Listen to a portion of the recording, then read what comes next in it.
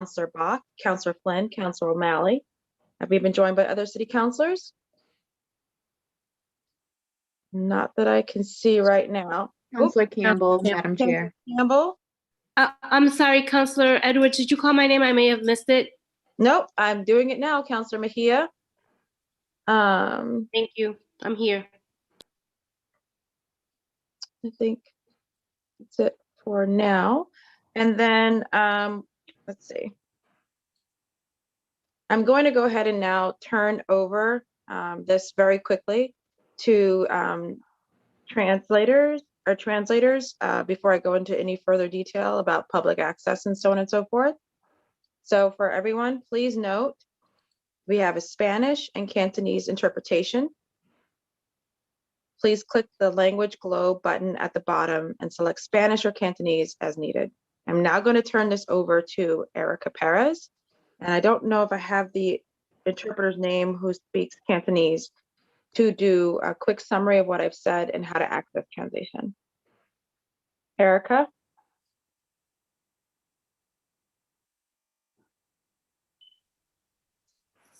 Hello, my name is Erika Pérez. Yo voy a estar interpretando el día de hoy del inglés al español. Si usted está llamando desde su computadora, va a aparecer un globito. Presione ahí, luego escoja español y listo. Si está llamando de su celular, va a aparecer 3 puntitos en la parte de abajo, encima de más. Escoja idioma, luego español y finalizado. Thanks, Madam Chair. I'm all set. Thank you. We have Melissa Lowe, I believe. Melissa, just confirm the last name. Melissa Lowe, who will be doing our Cantonese. Hello， 你好，大家好。咁我咧就係今日嘅廣東話翻譯。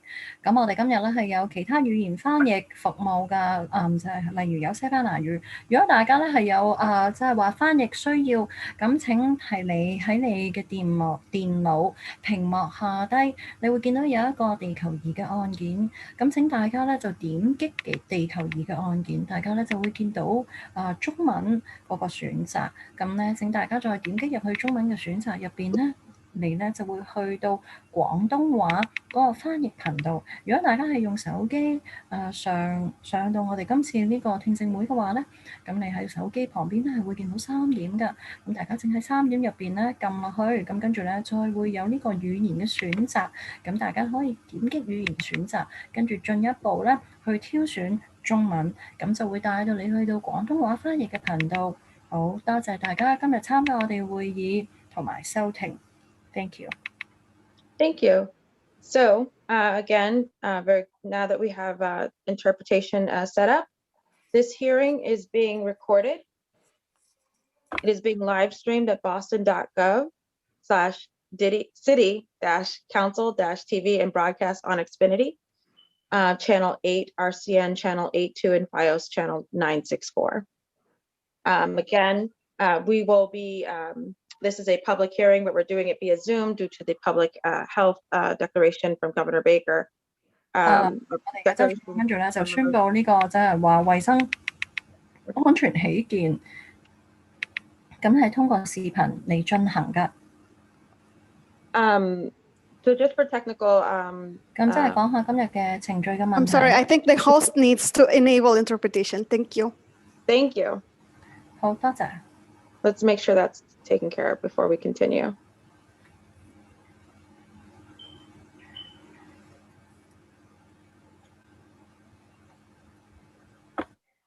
All right, I saw the notice come up, English and 3 interpretations available. So I think we're good. Okay, so per the declaration of emergency last March, we're having this via Zoom to balance the ability, public safety needs with the ability to do our jobs. Now, again, this hearing, we will take public testimony at the end of the hearing and probably throughout. And if you're interested in testifying, please email Ron Cobb, that's ron.cobb at boston.gov for the link. And please make sure your first and last name is displayed and listed out when your name is called. So Please state your name and your affiliation, your or residence or organization that you're with, and limit your comments to about 2 minutes. And we expect a decent amount of public testimony today. Today's hearing is on docket 0331, and it's specifically dealing with Boston's inclusionary development policy. The Inclusionary Development Policy, or IDP, was first created in 2000 and requires market rate housing developments with 10 or more units to create income and to actually include income restricted units within the building, typically at 13%. The creation of income restricted units at a location near the building is also an option, or contributing to the Inclusionary Development Fund is a third option. Today, we're going to be discussing how that policy can be updated. We'll be looking at the set aside percentage of 13%, the levels of affordability within what is considered affordable, the thresholds and triggers to actually apply IDP, but right now, again, it's 10 units or more, data regarding the current development, economic and racial home size, just in general. What is the data about what we look like? What are our typical incomes, so on and so forth. Procedures and process for codifying any updates. I'm going to allow for our counselors to do some very brief opening remarks, and we're going to go right into a panel of community advocates, and then we will go into a panel of the administration. We will then have a round of counselor questions and public testimony, and then we will continue through rounds as we ask questions, I think. But to be very frank with everybody, the goal of this is to get community feedback and response, as well as practical concerns voiced, so that we can update our IDP policy in the city of Boston. So, and it has been through executive order, but thank goodness, due to the State House passing our home rule petition last year, it is something that we can codify in our zoning code, and we're very excited about that and want to make sure when we do, that we do it at a percentage that makes sense and with standards that are realistic. That being said, I'm going to turn it now over to my colleagues for some brief opening remarks, and then we're going to go to the next panel. Councilor Arroyo. Thank you, Madam Chair, and thank you for your leadership on this. I've actually been fighting a cold for the last 48 hours, and so I'm going to try and be here for the whole hearing. But if I'm not here, I'll have somebody, I'll have staff watching. I certainly have questions that I want to ask. So just if I'm not able to hang on until then, if it's okay for me to send those to you, Madam Chair. Absolutely. Thank you so much. And just to keep my statements incredibly brief, the inclusionary development policy includes the word inclusionary in it because what we're doing is essentially determining who lives in Boston, who has a home in Boston, who has a future in Boston by creating housing that applies to those sects, whether it's affordable housing, whether it's for families, whether it's for working class communities. All of these things are being decided in large part by how we build and what we allow to build. And so like the activists, I'm going to be pushing for a higher inclusionary development policy percentage. I'm going to be pushing for more family-oriented housing. I'm going to be pushing for all of these different places where we can really create a Boston that sees all of us in it. And I know so will my council colleagues. And so I look forward to hearing from the city. But this is exciting. And so thank you to the Madam Chair and those who have worked in the past for that HRP and for things that have allowed us to be in a position to do this. So thank you again. Thank you. Councilor Bach. Thank you so much, Madam Chair. I'll be brief. I know this is our third hearing of the day. Super grateful to the IDP Coalition. Really feel like, there's a bunch of different pieces that we have made progress on. I think getting this into zoning and giving us the opportunity to really codify the best version of an IDP policy is critical. And I'm so glad about that home rule. I'm grateful to the state legislators for voting it through and to the tireless coalition that fought for it for a long time. But now I think, as you say, right, we've got to actually figure out what is the best thing to have in there. And I think there's a real opportunity to pair this with, we talked so much, to Councilor Arroyo's point about inclusion, we talked so much as we worked with many of the same folks on this call around the affirmatively furthering fair housing zoning reg about sort of like opportunities to make development more inclusive and the kind of tools that we could ask our developers to be using, thinking about fair housing and about really having inclusive, integrated communities across our city. And I think that, in the context of having that now in place, and we're all really excited about that, and thanks to the BPDA and D&D and yourself and everybody on the council for partnership, now we have an opportunity to raise the baseline, right? Raise the sort of like floor basic thing about what we do in the city. And I think there are ways to do that that really like help us make faster progress towards that more inclusive city we all want to see. So excited about this and grateful for everyone's participation. Thank you, Councillor Flynn. Thank you. Thank you, Councillor Edwards, for chairing this important hearing. It's been well documented that Boston has a housing affordability crisis. I have heard from many constituents in my district about how they could not afford to live in the city and that working families and seniors and immigrants are being pushed out of their communities and homes. Our city needs affordable housing for our working families to stay in the city. We need to make sure that our IDP program is effective in providing affordable housing that our community needs and that it's enforced. I want to say thank you to the activists that are testifying. Also want to say thank you to the city administration as well for being here and for your leadership. I see Sheila Dillon and others as well. I had a recent meeting, listening meeting with members of the Chinatown Resident Association last week about this issue. I listened for about 2 hours on concerns in their neighborhood about a lot of seniors being dislocated, immigrants being dislocated, longtime residents, low-income residents. So those are the people I'm fighting for to make sure Boston is a city for everybody, not just for the wealthy, for the people that can afford the $1 million condos. It should be about people that are paying $600-700 in rent as well. They might not be making much money, but they deserve an opportunity to live in our city. Thank you, Madam Chair. Thank you very much, Councillor Flynn. Councillor O'Malley. And we've also been joined by Councillor Sabi George. Thank you, Madam Chair. I will waive my right for an opening statement, other than suffice it to say I look forward to continuing the work, hearing from advocates and members of the administration, finding ways we can work together. So thank you very much. Councillor Campbell. Thank you, Councillor Edwards.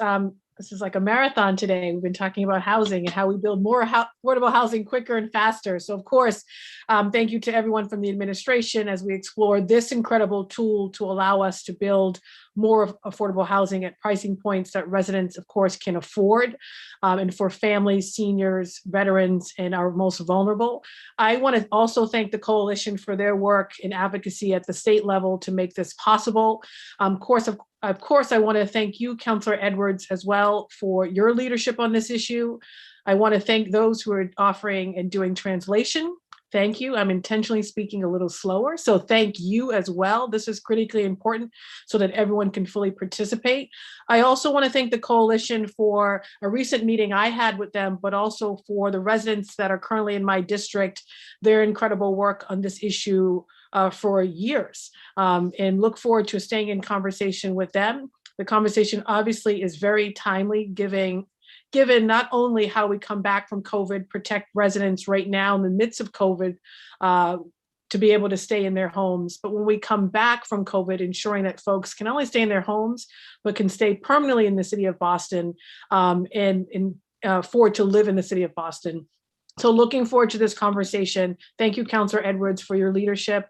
And if I have to leave a little early, we'll definitely check in with you in your office and send any follow-up questions. And my chief of staff is also on taking notes. Thank you. Thank you very much. Councillor Mejia. Hi, yes, good afternoon, everyone. Thank you so much for holding this, the chair for calling this hearing. The city of Boston has the highest percentage of income restricted housing in the United States. But we are still the third most gentrified city in the country. We already know that. Clearly, there's a disconnect between affordability and development that we need to address. This issue is personal and professional, and I look forward to discussing what we as a council can do to make an impact in the affordability space. Thank you so very much. Thank you. Councillor Brayden. Thank you, Madam Chair. I will try and keep my comments brief. I really appreciate this opportunity to discuss IDP policy. I've been concerned about this issue for many years. Out in Alston, Brighton, our IDP policy set most of the IDP units were set at 70% of the AMI, and the average median income in Alston is 45 to 50%. So that meant that And in Brighton, it is about 60%. So a huge proportion of the folks who actually live in our neighborhood were ineligible to access the IDP units that were being built in our neighborhood. So I hope that in this conversation, we can try and rectify this situation. Also, the whole issue about the 10 units threshold is there's a huge number of units being built by developers that come in at nine units. They don't have to give us any IDP, any IDP units in that equation. So I hope we can make some inroads in that to try and build more affordable units for our communities. Thank you. Thank you, Councillor Asabi George. And we've also Thank you, been going- Madam Chair, and I appreciate you indulging all of us with opening statements. Obviously this is an important issue. I'm also very impressed to see so many faces on screen compared to some of our earlier hearings today. So just grateful for this continued conversation, certainly the continued work, and also want to make note, I think Councillor Campbell also made it at an earlier hearing today, about the need to make sure that the affordable units in particular are online and online quickly. I think that's also why we see some of those challenges with 9-unit buildings being built across our city. A number of years ago, many of you on this call today will recall the hearing we had in the middle of the summer regarding those unoccupied affordable units waiting for their tenants and their homeowners to arrive, and look forward to making sure that we are working diligently and quickly and with certain urgency to have those units occupied quickly. So happy to be here for this hearing, and will engage as I can with all of our colleagues. Thank you. Thank you, Councillor Flaherty. Thank you, Councillor Edwards, for chairing the hearing and for sponsoring this order.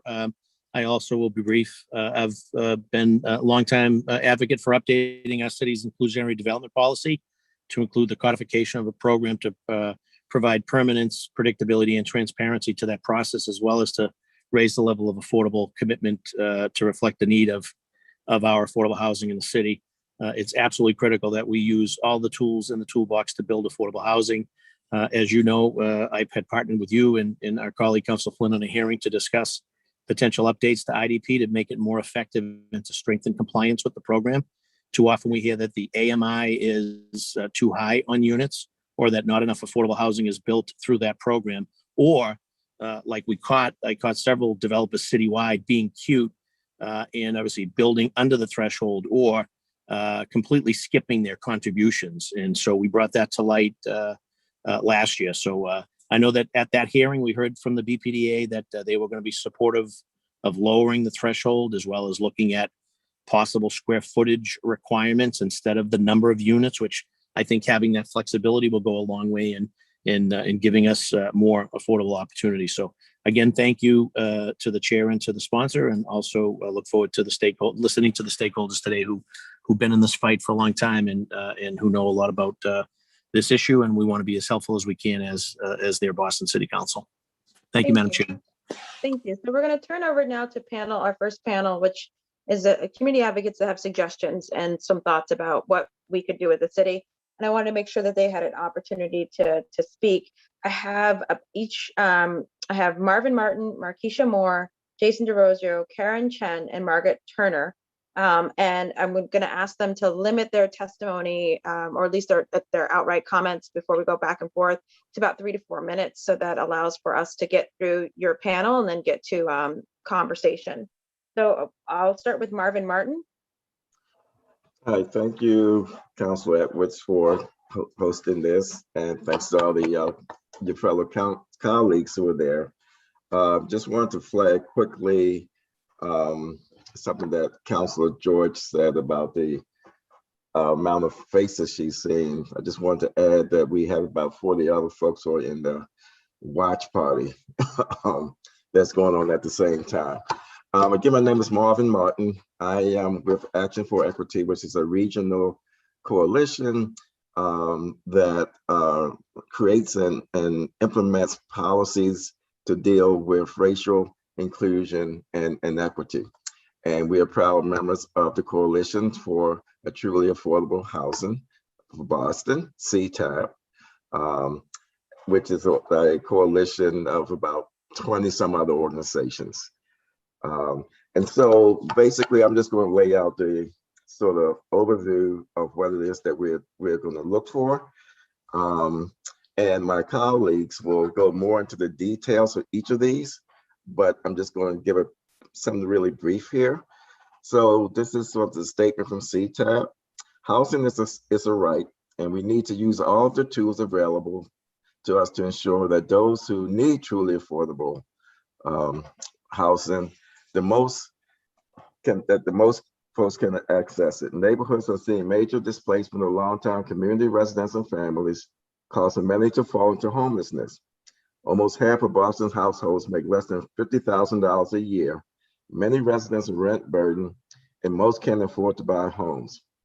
That is why this coalition is calling on the city to ask they update the IDP policy to include the following: the rental units, 30 to 70% at AMI, with an average of 40% AMI, and ownership units between 50 to 100% AMI. And this is important because when we use the AMI, an individual has to make almost $80,000 a year. Less than half of the folks that live in Boston, folks don't even make $40,000 a year, individuals. I'm not talking about households.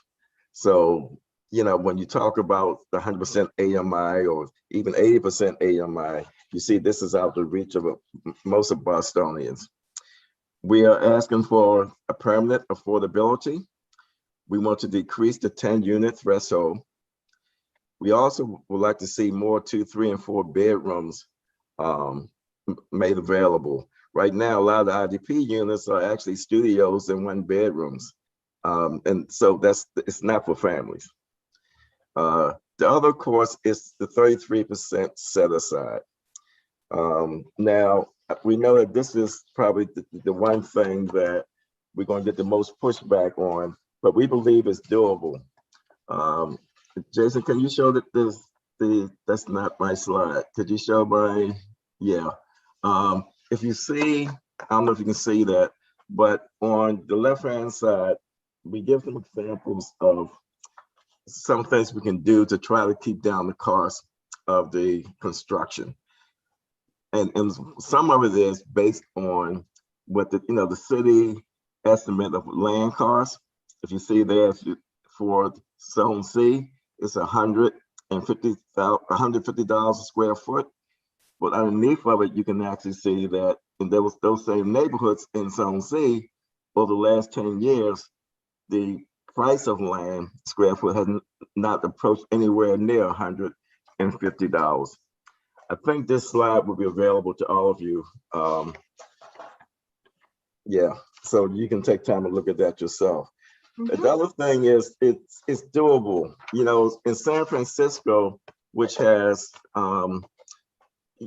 high housing costs just like we do here, they actually do have a model that's 33%. And there's no evidence that they're losing any development. So I think we have to really look at what some other folks are doing across the country and see, in fact, if we can't really come up with something that gets us a lot higher than, I think, we all know 13% is too high, but, I think we can do better than 20% too. So, and then another last thing I want to say before I turn it over to Makisha is that there's a sense of urgency here. There are thousands and thousands of units being planned right now, right? In the Fairmount corridor, where Action works, does a lot of its housing work, there, folks are in some neighborhoods like Bowling, Geneva, and Four Corners are actually asking the city to slow down the development process because there's so many units being proposed. They can't keep up with them. They're having problems in keeping a coherent community process, but also people are concerned that by the time we pass anything meaningful, it's going to be moot, because you're going to have all these units built, and unless you're going to, grandfather this in, it's not going to make any difference. So there's a sense of urgency here. And with that, I will turn it over to my colleague. Markeisha. Sorry, had to unmute myself. I'm so used to these Zoom meetings, I'm never muted. Hi, everyone. I just wanted to, I know you guys have been in hearings all day, so I really appreciate you taking the time and being present and paying attention to the things that we're saying. So I just want to thank you all for doing that and being here. And I want to thank Marvin for his comments. I don't know, Jason, do you want to put up my slides? I'm going to speak a little. I can't, okay. So I'm going to talk a little bit about how the AMIs in Boston are actually, how they actually come to be. They don't just include Boston incomes. As you can look on your screen, this is just the top 5. I've only included the top 5 earning cities that surround Boston, that are not actually part of Boston, but that they are included in calculating what Boston average income is. And if you can see at the right-hand side, lower, this is Dorchester, where I live. I live in Dorchester, which is in Boston. This is the median income for Dorchester residents. So Boston median income is $92,000. That's the average. And as you can see, Dorchester residents, period, that's not even the breakup of how Dorchester households or the residents make their money, but that's just Dorchester residents. That's their area median income. So things that are being built, they're not being built for us. We are, as you can see, we are well below the Boston median income. Next slide, please. So this is a breakup of the incomes of the residents of Boston and what is actually being built in these new developments. So the red represents upper income, the orange represents upper middle income, the yellow is moderate, and the green is low. As you can see, what is being built in the new units is 61% for upper income, 31% for upper middle, 6% for moderate, and 3% for low. But on the other side, you can see what is needed, what is actually needed, what the Boston residents' income makeup is. Only 27% of Boston residents make the upper middle income, but that's what the majority of the apartments are being built for. We have 27%, which is, it should be equal. We have 27% of extremely low income, and only 3% of the new IDP units are being built for that. If you look on the right-hand side of your screen, you can see the makeup of the income, the income of Boston residents. So we have white, 89,000, their average median household income is $89,400. Black and African American, their average median income is $42,500. Hispanic, Latino, $32,900. Asian Pacific Islander, $41,800.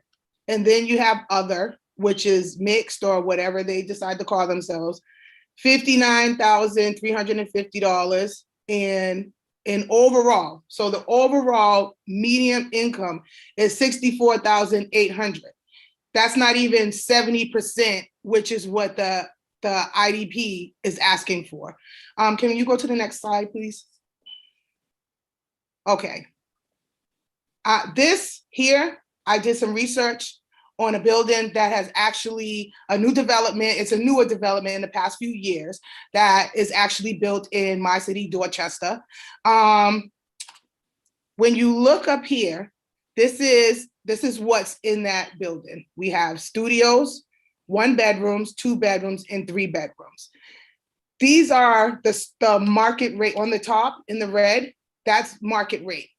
When you see where studios start at, the lowest end is $1,783, and the highest end is $2,689. That's for a market rent. That's for a market rent. Where the IDP apartments, I wasn't even able to find out what their actual prices was, but what I can tell you that every single IDP unit in that building, which is 62 units, IDP units in the building, and there's 413 market rate apartments in this building. And as you can look here, we have families in Boston, like 2 bedrooms, a 2-bedroom on the low end, $2,603, and on the high end is $4,492. And those are market rate. That's not even the IDP unit.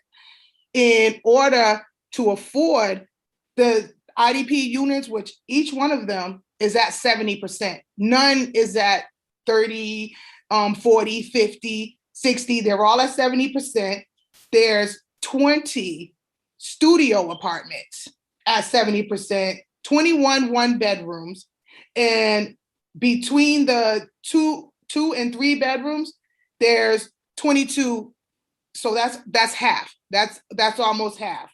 So you would have to make at 70% AMI for a household. Now I'm just saying a household size of 3. I'm not even saying a 3-bedroom apartment. I'm saying you could be 2 people with 1 child. You could be a mother with 2 children, but you would have to be making $75,000 a year to afford our IDP apartments at 70% in this building. Now, if that's the IDP apartments, which they're all at 70%. If you look over here to your right, on the far right bottom, this shows you what you would have to be making to afford those market rate apartments in that building.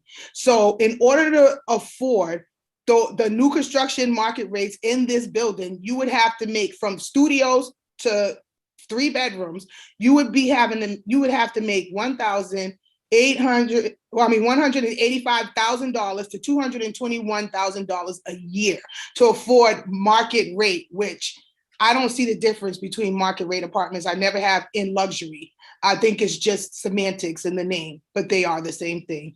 Can we please go to the next slide? And just a note, since we have, I think 2 or 3 more panelists on this one, and then we just want to make sure that we save them. We're well over the 3 to 4 minutes per person. I'm sorry. I just wanted to add that in that building, I'm going to finish. I just want to add it in that building of the 413 market rate apartments, 121 are still waiting to be rented. And this building has been there for years, for a few years now. So this is what I just want to enforce, like, this is not enough. The standards are not enough, and we really need to change them now. And I'm sorry, and I want to pass to, is it Jason who's going next? Jason is next. Yes, I'm sorry, guys. Thank you for letting me talk. Thank you, Markeisha. So my apologies in advance. You're going to be stuck looking at me as I don't have any slides. And I'm also going to be reading mine because I have a lot of stats. But let me see. I'll pull it up real quick. All right, good afternoon. My name is Jason DeRozier, and I'm the manager of community action at Alston-Brighton CDC. Thank you for the opportunity to testify today and speak to the urgent need for a stronger IDP that truly reflects the housing needs of Boston residents. Housing influences outcomes across many sectors. Students do better, patients are healthier, people can more readily escape poverty and homelessness, The economy is healthier and our city is more just and equal when we all have access to safe, stable, and affordable homes. Opportunity truly starts at home, but not everyone has equal access to the opportunity to thrive because not everyone has access to a safe, stable, or affordable home. The executive order, which established Boston's inclusionary development policy, was a policy intervention designed for a particular need at a particular time. However, in the 21 years since its creation and 6 years since its last update, our housing needs have changed. And these needs have only been exacerbated by COVID-19 and the resulting economic crisis. The IDP should be strengthened in response to these changes. As you update this policy, we ask that you consider the pressing need for units that are truly affordable. Neighborhoods are seeing major displacement of longtime community residents and families, causing many to fall into homelessness. Almost half of Boston households make less than $50,000 a year. Many residents are rent burdened and most cannot afford to buy homes and create wealth through home ownership. People of color are excluded from the IDP, as about 60% of Black households cannot afford IDP rents as currently constituted. This is a fair housing issue. This is a moral issue. In recent years, the neighborhoods of Allston and Brighton have become the new hot neighborhoods for development, with more than 2,489 units in the private development pipeline, with another 2,423 approved by the BPDA board within the last 2 years alone. Additionally, there are 4,578 units currently under review by the BPDA in 4 neighborhoods: East Boston, Dorchester, Roxbury, and Charlestown. 3,193 of these units are in East Boston, Dorchester, and Roxbury, 3 neighborhoods with lower average household incomes than Allston Brighton. 83% of Allston Brighton residents are renters, and in recent years, rents in Allston Brighton have increased sharply. Between 2018 and 2020, average rents for family-sized units increased 30% from $2,131 to $2,767 per month. Rents for units of all sizes have increased by 32% on average or more. Rent in Allston Brighton for a 3-bedroom household would require a family earning $52,795, which is the median household income for the neighborhood, to pay 63% of its monthly income on rent. Rent for a 1-bedroom, which is the second most common unit being developed after studios, exceeds the entire gross pay of a full-time worker earning the minimum wage. So $21,120 a year earned, $21,612 for rent only. In the latest report from the National Low Income Housing Coalition, the fair market rent for a 2-bedroom apartment in Allston would require you to earn $51.15 an hour to afford rent, while the fair market rent for the same modest 2-bedroom apartment in Brighton would require $55 an hour. Even market rate units are out of reach for a majority of the neighborhood. We have reached a tipping point in our housing market. It is being felt in Allston Brighton and across the city. The housing crisis is complex and complicated, the results of inadequate community planning, NIMBY attitudes towards affordable and multifamily housing, and exclusionary practices that segregated neighborhoods. As a member of the Coalition for a Truly Affordable Boston, or CTAB, Allston Brighton CDC calls on the city to pass truly affordable standards, including deepening affordability levels for affordable units under IDP. Rental units should be affordable for a wider range of households, between 30 to 70% AMI with an average of 40% AMI. Ownership units should be affordable at a range of 50 to 100% AMI. There are programs and tools available that would provide additional resources to reach lower AMI levels in new development, such as CPA, City of Boston Voucher Program, or income averaging, to name a few. This shift in reducing the affordability levels for IDP units is critical, as the area median income for Boston includes 114 cities and towns from 6 counties and 2 states, stretching from Plymouth to the New Hampshire-Maine border. Included in this formula are Wellesley and Lexington, which have 2 of the highest median incomes in the country. It goes without saying that the residents of Lexington do not have the same incomes as those in Allston Brighton, nor the residents of Roxbury, Dorchester, Chinatown, or East Boston. The AMI standard for IDP must take this into account. Lower the 10-unit threshold. Right now, developers only have to comply and fulfill IDP requirements if the project contains at least 10 units. However, many developers in Allston Brighton, as well as in Dorchester and South Boston, for example, are proposing 9-unit buildings to skirt affordability requirements. This loophole must be closed. Significantly increased transparency. CTAB asks that the BPDA and D&D provide data previously requested by CTAB pertaining to financial data and models updated data about development and housing need, and an analysis of land values. We will resubmit this data request to the appropriate parties with specifics. We look forward to working with each of these departments on this request. The time has come to be bold, to lead with our values. The time to act is now. Thank you. Karen is next. Karen. Thank you. Thank you, Councillor Edwards and rest of the City Council. Also want to thank our Coalition for Truly Affordable Boston Watch Party folks. There's over 50 of them watching right now. And thank you for holding this hearing and really listening to the community to, what we think are the community needs are and what are reasonable, policies. So my name is Karen Chen. I'm with the Chinese Progressive Association. We're based in Chinatown, but we serve Chinese Americans in the greater Boston area. And we're also a member of the Right to the City Boston. And you probably have heard me many times talking about, gentrification within Chinatown, due to influx of luxury development, short-term rental, and rent speculation. And we know that in 2015, where, it's where Jason talked about the tipping point, right? The tipping point for Chinatown is kind of more like around, 2010, and around 2015, we start seeing, because of organizing, I think also supporting the city, we're seeing more affordable housing, in Chinatown. We see more balanced in development, and even with the significant number of affordable housing, we're still seeing, displacement as an issue. And, many of the residents are rent burdened. We still see a significant number of residents, paying more than 50% of their income towards rent because of the pandemic. Some are paying now, 80% of their income towards rent. And we still are seeing, long waiting lists for affordable housing, subsidized housing. And we have seen developments in Chinatown, like One Greenway, have a little bit under 100 units, but there's like more than 5,000 applicants. And more recently, the Chinatown Community Land Trust put out 7 units, home ownership programs. There's, even with the pandemic, tightening lending, we still have, over 600 applicants. So we know the need is great.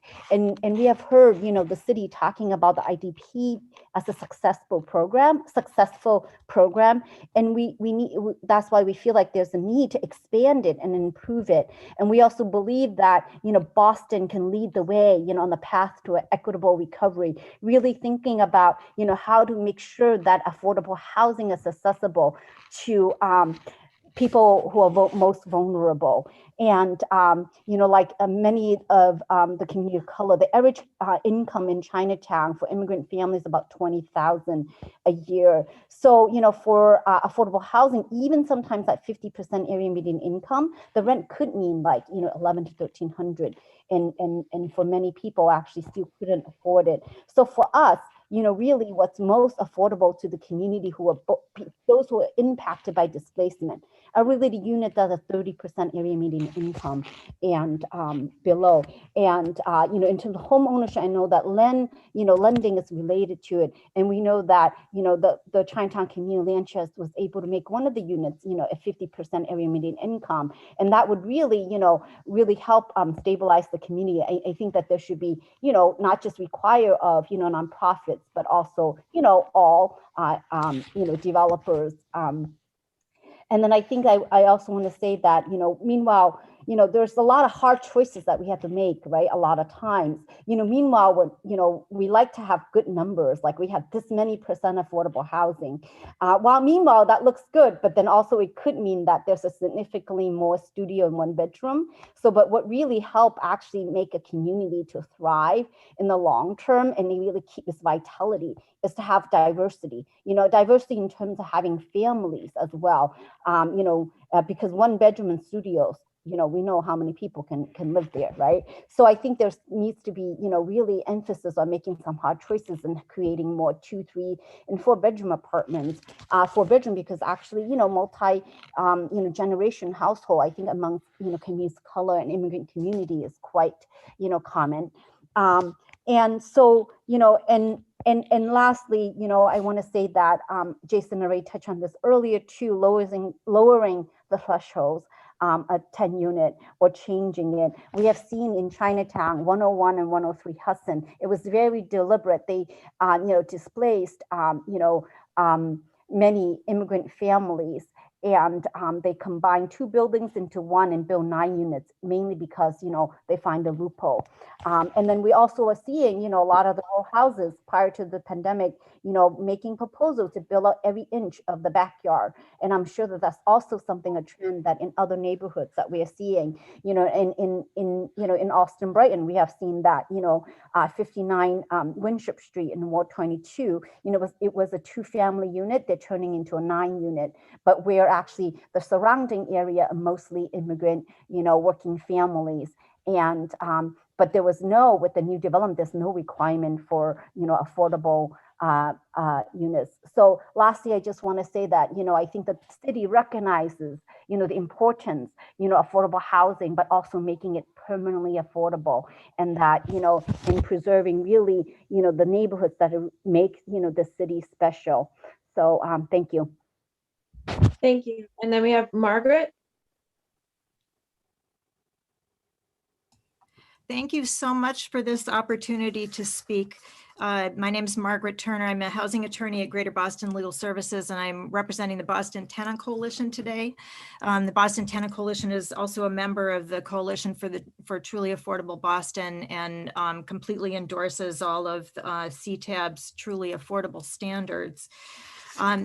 Just initially to note that the City Council, the City of Boston, the BPDA, the Zoning Commission all deserve huge congratulations for having enacted zoning changes to affirmatively further fair housing under the Boston Zoning Code, which was a tremendous achievement led by Councilor Lydia Edwards and with wonderful input from Councilor Bach, and all of you to be so congratulated because of that achievement.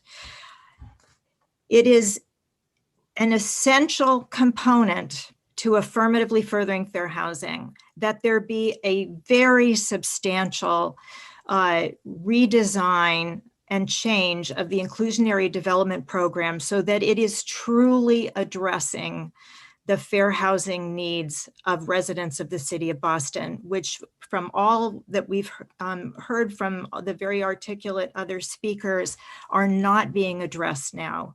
The whole purpose of the zoning power that the city is able to use is to further the general welfare of Boston residents. And I hope to work with you along with the other advocates to embolden the city to feel that, yes, you truly can take substantial steps to really address the reality on the ground that is happening now of people paying, like Karen said, 80% of income in rent, people facing evictions, segregation, all of these problems that are anathema to the idea of fair housing that need to be addressed in Boston. I just wanted to remind us what is affirmatively furthering fair housing, just to remind us that it means taking actions in addition to combating discrimination, to overcome patterns of segregation, to foster inclusive communities free from barriers that restrict access to opportunity based on protected characteristics, which could be race, familial status, disability, address significant disparities in housing needs and access to opportunities, to replace segregated living patterns with truly integrated and balanced living patterns, and to transform racially and ethnically concentrated areas of poverty into areas of opportunity. That the city has the legal authority to take steps to affirmatively further fair housing, and it has as well the legal obligation under federal law to affirmatively further fair housing. You should feel emboldened, empowered to take these steps that are necessary to address what's happening now. There is a legacy of discrimination and segregation, as we know, in Boston. Where has that left us? Households of color are 4 to 6 times more likely than white households to live in concentrated areas of poverty. Markeisha talked about the income disparity between white households and households of color. White households have median incomes double that of households of color, and the per capita income of white individuals is 3 times the per capita income of Blacks and Latinx families, households. The home ownership rate of households of color is significantly less than that of white households, especially for Latinx households. The percentage of Black and Latinx households with severe rent burdens, which is defined as paying more than 50% of your income in rent, is double that of white households. And most important, the average monthly rent in 2019 was $2,480, which would require an annual income of $99,240 to afford almost $100,000. That's vastly beyond the incomes, as we heard, vastly beyond the incomes of the great majority of households in Boston. White households are more than 3 times as likely to be able to afford that as Latinx households, and 2.5 times as likely to be able to afford it as Black households. Not surprisingly, this has created a disparity in ability to maintain housing stability. I don't know if Jason, I had a slide prepared. I don't know if Jason has it, but this is the data that I just referred to was all put together in the Boston's assessment of fair housing, which is completed and we hope will soon be recognized by the city. But this is a chart that comes from that, and the dots there show who is being evicted, who is being displaced in Boston. And you can see that it's the chart, the graphic shows according to the percentage of the households of color. And, you know, it's clear that there's a huge fair housing crisis that has been the case in Boston and continues to be the case, where according to the 2020 Evictions in Boston study by David Robinson and City Life Vida Urbana, 10% of households in Roxbury in private market units face an eviction every 3 years. That's a huge number of people who are facing displacement. In comparison, the same number is only one in 100 in a place like Beacon Hill. This study also found that owners of market rate housing were more likely to file eviction actions where the units were recently constructed or remodeled buildings with higher property values per square foot. All of this shows there's a tremendous affordable housing problem in Boston, but also a tremendous fair housing problem in Boston because of these incredible disparities in opportunity, and that have harmed disproportionately households of color, households with disabilities, members with disabilities, family households. And in order to address this, and I just wanted to say that we acknowledge and applaud and are undyingly grateful to the Department of Neighborhood Development, Office of Housing Stability, for the absolutely tremendous work that they do every single day to combat the displacement that this chart shows. But these issues are systemic issues, and they require a systemic approach and systemic changes in order to change this graph, eliminate most of these evictions and make things fair across the city. So again, I don't know if I'm going over, but totally over, but I'm just hoping. Yeah. Okay. In any event, I wanted to, the Boston Tenant Coalition endorses all of the CTAB truly affordable standards and also emphasize the importance of permanent affordability and housing for families with children, which are, they're very discriminated against because of issues having to do with lead paint.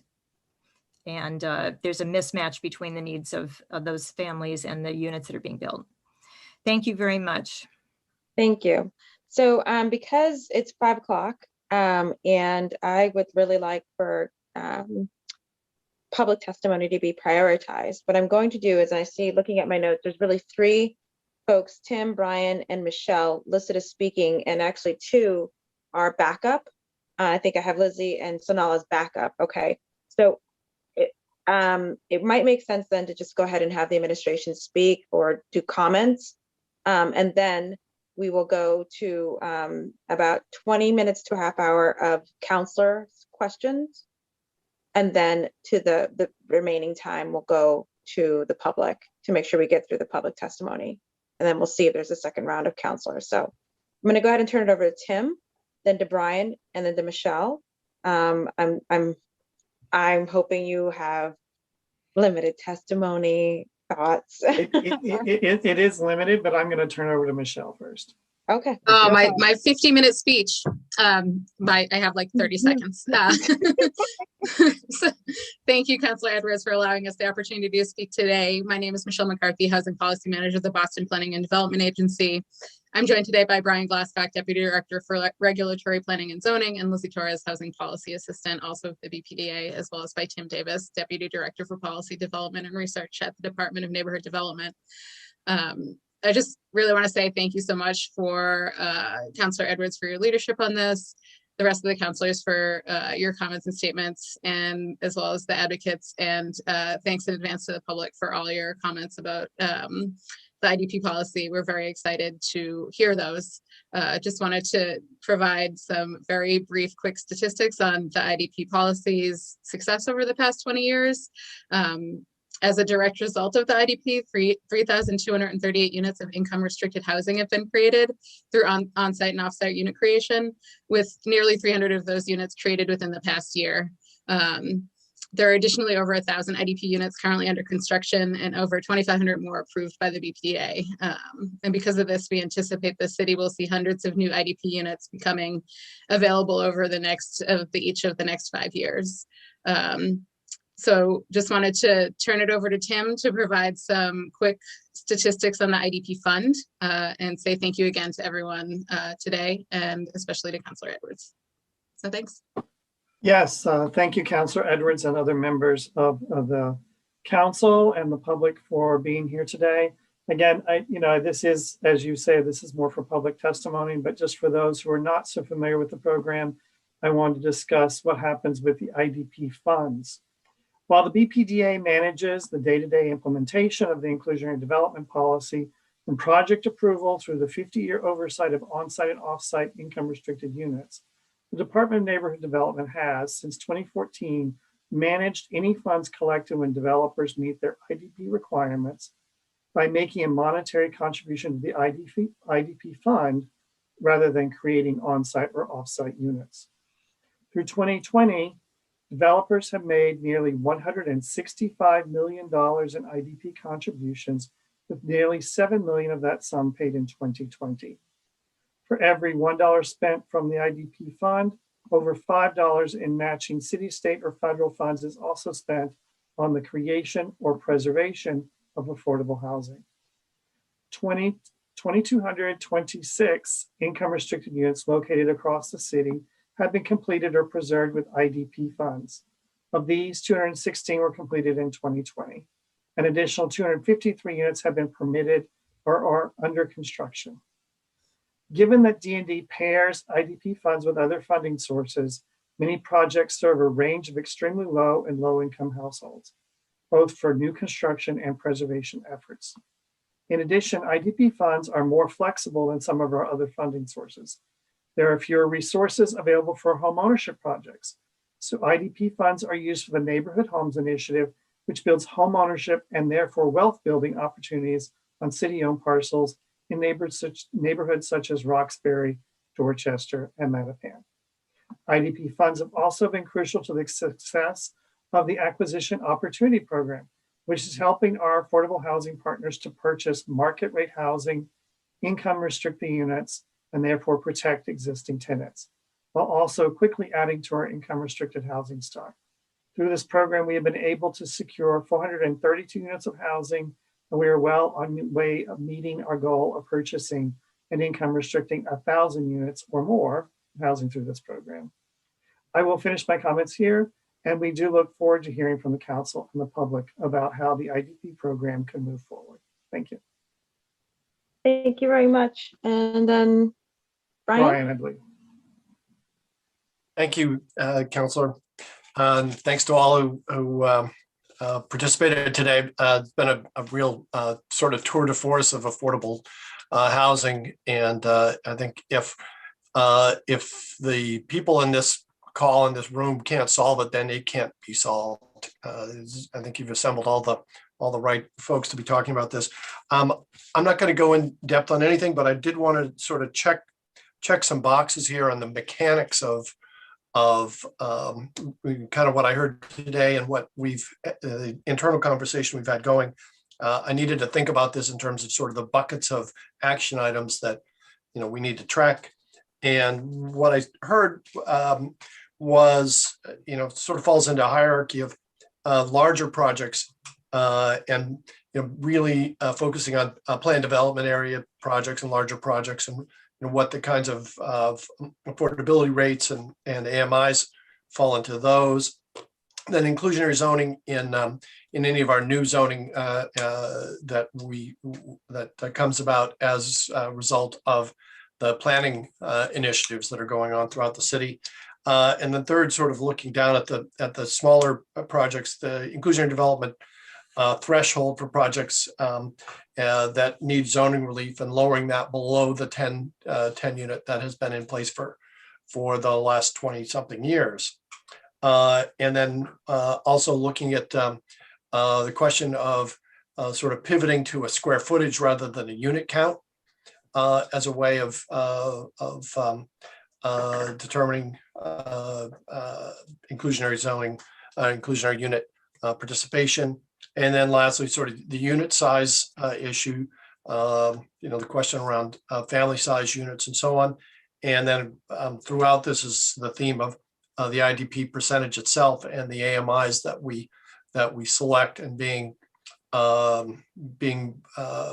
much more strategic going forward in how we calculate those. So I hope I've sort of rattled off the list of action items, and I'm sure there'll be more, but those are sort of the main buckets that I'm hearing.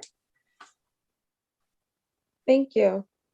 So now I'm going to go to counselors, which will allow for us, and I'm really going to I'll be stricter with my colleagues than I was with the community, because I know so much of what we are going to do as colleagues requires us to listen to community. And so we have a lot of questions, but I want to thank all the advocates. I don't think a lot of people really appreciate the amount of work it goes into doing that outside research, a lot of which is dependent on data that they sometimes don't get, have to go by phone call, by physically go to get themselves. I know Markeisha said she was doing the research herself. So I do appreciate that. And I think I want you to understand the counselors especially appreciate the perspective that you have as grassroots organizers, and also, as I've said before, being experts not only in experiencing and understanding housing disparities, but truly being in the fight to make us a more equitable, livable Boston. So thank you for that, and thank you for your expertise. I'm going to now go to colleagues, and I'm gonna probably be ringing the bell around 3 minutes to make sure that we get through at least all of us. Those of us who are still here. I'll go last. So I'm going to go ahead. I think Councilor Arroyo did say he might not be up to whether he might be sick.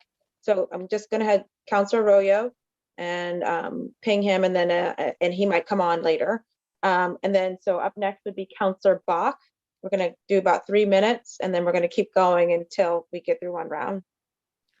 Great. Thanks so much, Councilor Edwards. And I'll echo your thanks to the whole coalition. I think it's really stark putting into perspective sort of what we need versus what we're getting through the current program. And I think we can all acknowledge the big steps that we make with the IDP program while still saying like we need to be better because we're in a crisis. And so how do we hit that point? I'm strongly in support of deepening affordability, looking for that opportunity to do more family units, tilting the program in general to more on-site affordable housing, and lowering that 10-unit threshold. And then I think, overall increasing the percentage. And I think there's probably an opportunity to think about increasing the percentage overall, and especially increasing it when we come to PDAs, where we're creating a lot of value when we upzone. So really game for this whole conversation, and grateful to you guys for your leadership.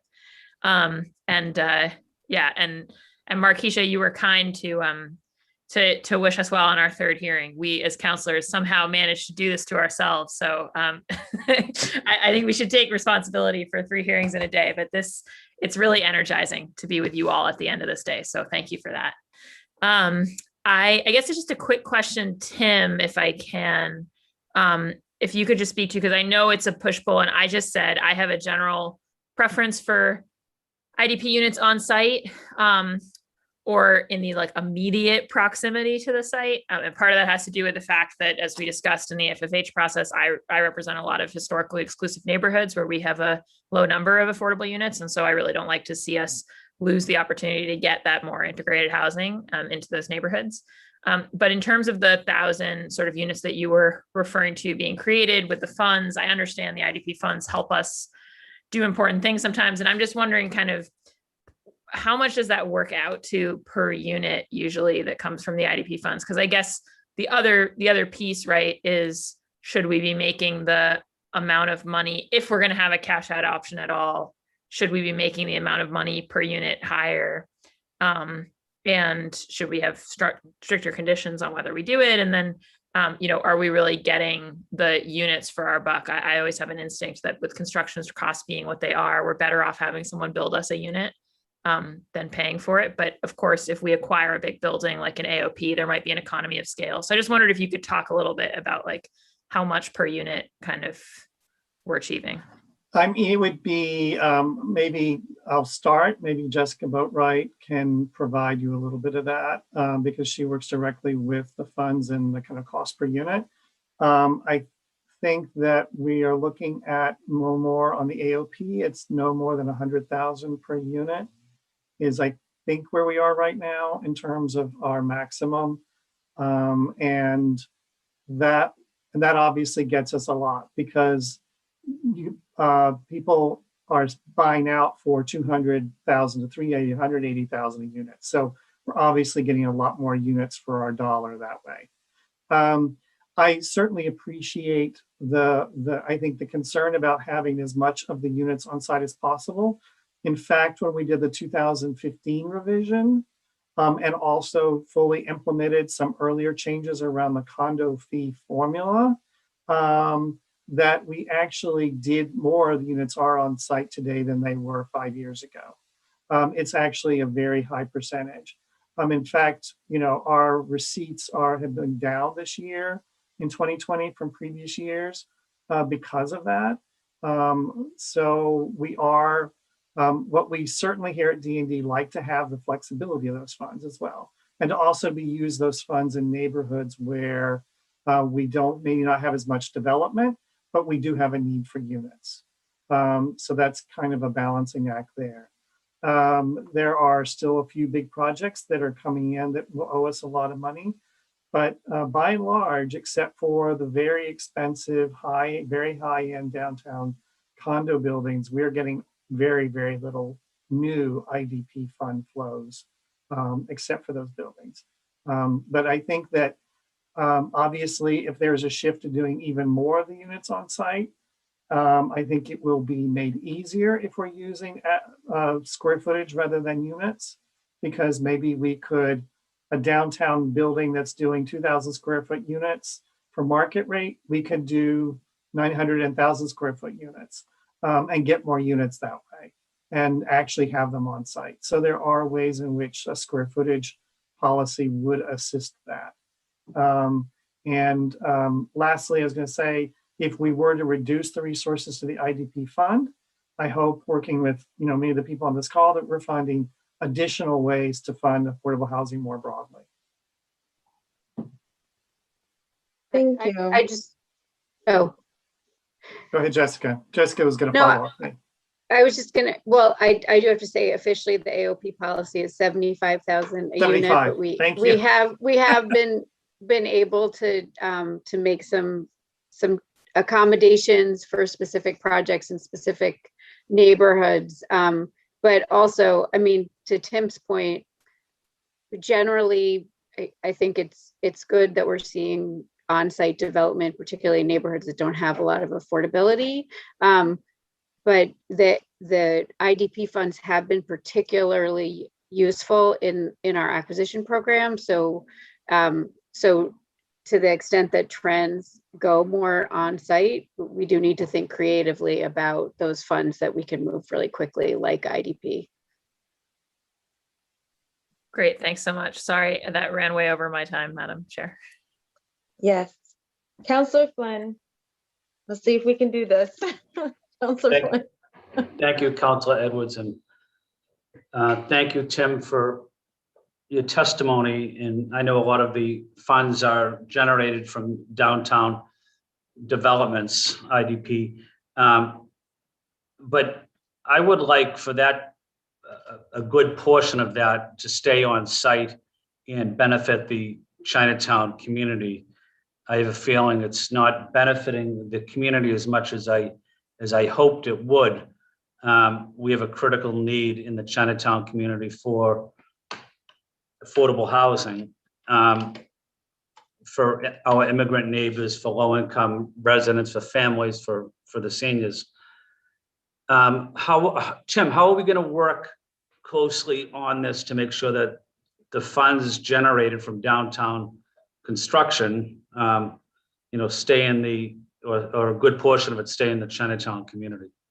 And I know Sheila has been advocating in helping as well, but just wanted to follow up that it's critical. I was on a phone call the other day with Chinatown residents, and they're being displaced, and they want us to fight for them. So that's what we're trying to do. Tim, I could find my unmute button, sir. Okay. So I think that our department is very committed to making sure that projects in Chinatown are funded and move forward, and including the Tai Tung Village parking lot project that's CCBA is proposing, and also R1, which is a BPDA-owned parcel that we anticipate, I can't speak for BPDA on this, but we anticipate will have an RFP in the future for affordable housing. And those are the kinds of projects that we are committed to funding, whether it's IDP funds or one of our other funding sources. I mean, that's one of the things is that Jessica's shop really does a fine job of looking at all the different funding sources and putting together the puzzle for each and every project to make sure that we are supporting housing projects in the downtown core. Thank you, Tim. And I pretty much consider the downtown Chinatown area part of the downtown area in terms of the funding. So I want to make sure a good percentage, a good portion goes there, because I'm still concerned about that. And I was listening to residents for 2 hours, and they're being displaced, and they knew about this meeting, and they wanted me to come up here and advocate for the Chinatown community. So I think we need to do more work on this issue. Councilor Edwards, I have a list of questions. I'm not going to ask them, but could I email them to you, and then maybe we can get them to BPDA and to Sheila's team? Absolutely. And I just, for folks, because this is the beginning of what I believe will end in true policy change. We're going to keep this in committee for some time to have another conversation. So what we're just barely, cracking into this right now. So just so folks know, this isn't going to be the only conversation. Thank you. Okay, thank you, Council Edwards, because I had a list of like 22 questions. I don't think I have time to ask them now, right? Probably not in the future either, Ed. Just email me the questions. We can work on getting some of those answers up a little earlier. Okay, okay. I think I have some of those questions too. I might do some of the questions as well. Okay. So, okay. Yep, thank you. And thank you, Tim, and thank you to Sheila. I think I'm going to check real quick. I think last time I checked, Councilor Campbell might still be on. Yes, I'm here, Councilor Edwards. Hi. You're up, Councilor Campbell. Thank you. And thank you to everyone for the presentations and the thoughtful presentations as well. I can also send follow-up questions. I know there are a lot of folks in public testimony, so I want to be mindful that they're not here until 8 o'clock before we get to them. I guess my one question is, on the table right now for consideration are the proposals, right, that our residents from all across the city have put forward. And I'm just curious, has the administration taken a position on those, or is it, let's bring them back to review?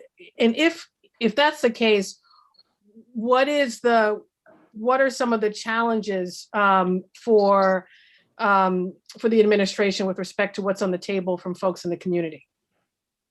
And maybe I missed that early on, but I'm not sure I have, Councilor Edwards. So that's, I guess, my question. To me or to the administration? Obviously we have a presentation and proposal. We've all been meeting with advocates. We've been meeting with residents who have some specific solutions and ideas that they think are going to work to address the housing crisis in the city, right? And so the question, and I know we were waiting to have this hearing to really have the conversation on what is the spot, right? You don't want to go too high and stand in the way of constructing affordable housing. We don't want to be too low, right? We're in the middle of a crisis. So there are some ideas and proposals on the table. So I'm curious where the administration is with respect to those ideas and proposals. I think to Councilor Edwards' point, hello, nice to speak with you. Thank you for your question. I think to Councilor Edwards' point, just having the opportunity here today to kick off the conversation and knowing that this is going to be the start, that we're kind of just at the tip of the iceberg regarding to talking about this, and knowing that we're in the middle of pandemic, we're in the middle of transition within our city, and just really taking the opportunity to listen and learn from everyone here today and throughout the conversation. So I'd say that our position is listening and learning at this point. And well, one, I guess maybe I have a couple additional follow-up questions. And excuse my throat, I'm like hoarse. So then, obviously, some of these ideas have been on the table for some time, and so I'm just, and I hear folks, there is a need to act with a sense of urgency, right? People are being pushed out. People need housing now. I mean, I'm dealing with residents who are facing rent increases, including at Grant Manor, where I grew up, right, who are moving out of the city right now. And I think Chief Dillon and her team are also involved in those conversations too, to protect those residents. So I'm just curious, clearly there's a sense of urgency. When you guys go back to the table and have conversations and around these particular proposals, what is that conversation going to be? What do you envision are the barriers? What do you envision could be unintended consequences that we're not thinking of? I would love to just hear a little bit more on sort of the opposite side of this. So let me see if because I've been in a lot of the conversation. Hi, Chief Dillon. Hi, nice to see you all. And I've been kind of quiet, and I have been listening tonight, and it's good to see everyone. So, I think when the Walsh, I'll do a little history lesson here. When the Walsh administration came in, I think it was 2015, the BPDA and others did an analysis to say how much we could stress the policy, how much could we extract before it would negatively impact private development. And changes were made at that time with the advocates and developers. Nobody was particularly happy, but we thought we had, And then we said, hey, everybody, we're gonna look at this again in 3 years. And so new feasibility studies were done by the BPDA.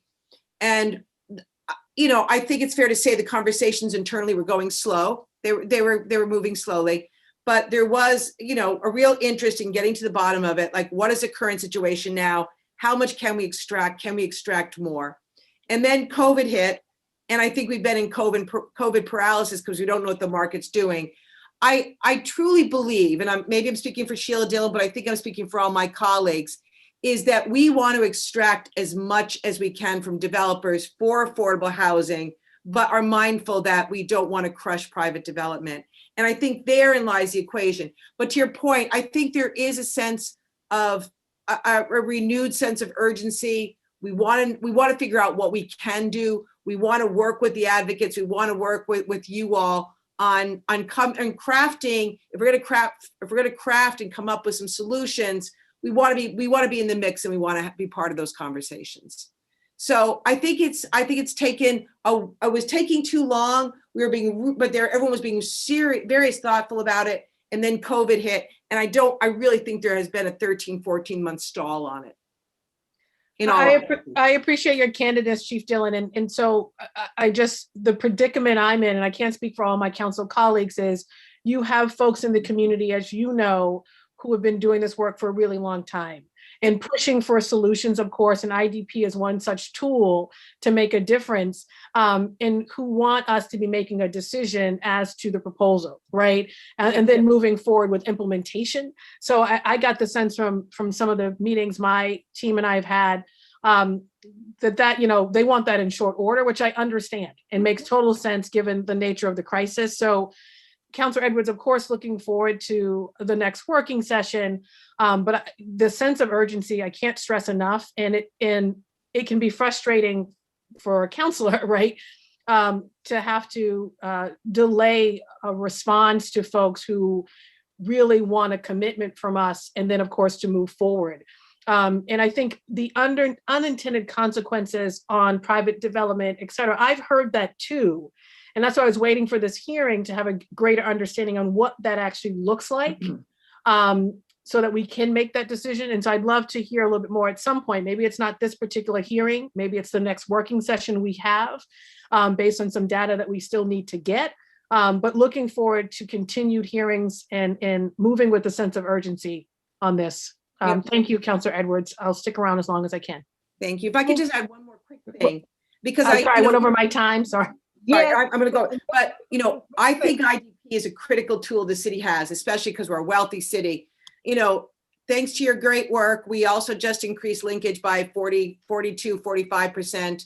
We've increased the operating budget for housing by over 200%. So I think because of your advocacy, because of, the affordable housing advocates, there really has been some great, movement. We're creating 1,000 units a year. So there's been some wonderful movement to increase affordable housing in the city. But I agree, we got to now look at this and see what we can do. Thank you. And we do have, actually, we have other, we might have some developers as part of the public testimony to provide that counter, or to at least that other perspective. We have Councilor Mejia, Councilor Braden, Councilor Sabi George, and then myself. And then we have about 40 people signed up for public testimony. So just really, to my colleagues, love you, but please.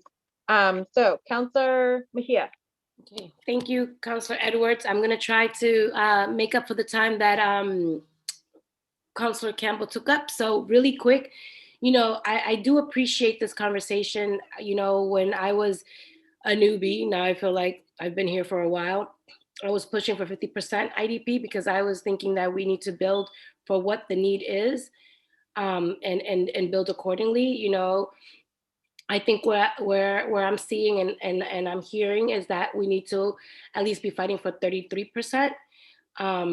If we're really serious about addressing this issue around affordability here in the city of Boston, I think we need to be a little bit more aggressive, but that's just my personal opinion.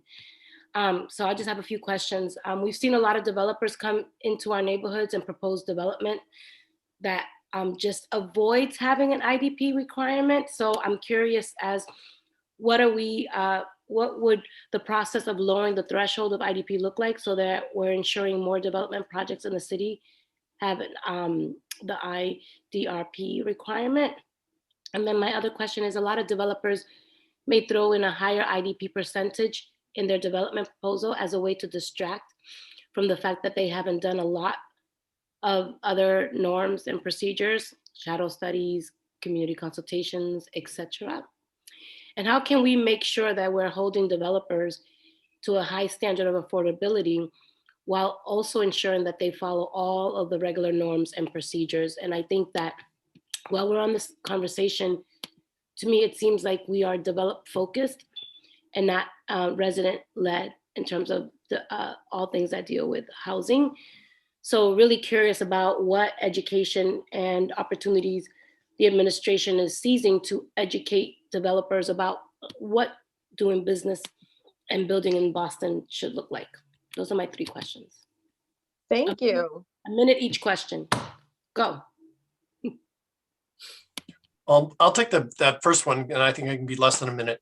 To extend the IDP below the 10 unit, IDP exists as a policy now, but I could imagine amending zoning to reach down below the 10 unit so that any variance granted for housing for residential project would need that need to participate in inclusionary development.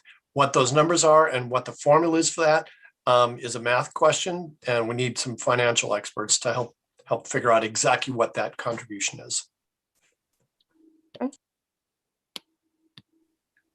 Regarding the education and outreach to developers component, the affirmatively furthering fair housing zoning change has really given us an opportunity to given us more tools to speak with developers about the kinds of things we're looking for and to treat that as an education opportunity for what we're looking for in terms of development. So that's been very helpful, although the conversations have really just started with those developers over the last month or so.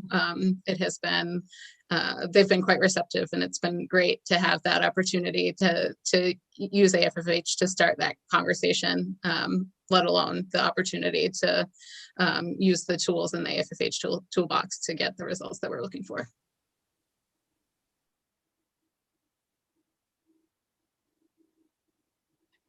If no one else on the administration end wants to answer, I would like to open up my space for maybe Jason. I know you're out here always advocating hard. So sorry. I appreciate that. Sorry. We're done. Okay. I was going to try to utilize my time, but that's all good. Sorry. Yeah. Jason. Yeah. With 40 other folks waiting to speak for the first time. Sorry. You're right.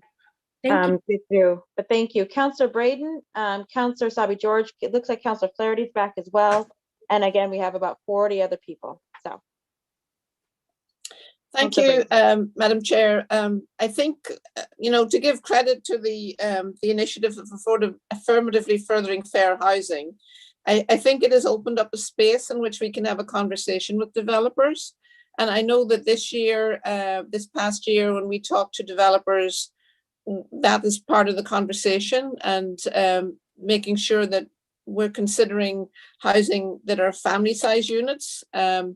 In Alston, Brighton, and also one of the displaced groups that we see in our neighbourhood are artist communities. So they tend to earn less, and so they needed some more deeply affordable units. So in our conversations, we're managing to creep upwards. We're pretty consistently getting up to like 17% of the AMI, occasionally getting a 20%.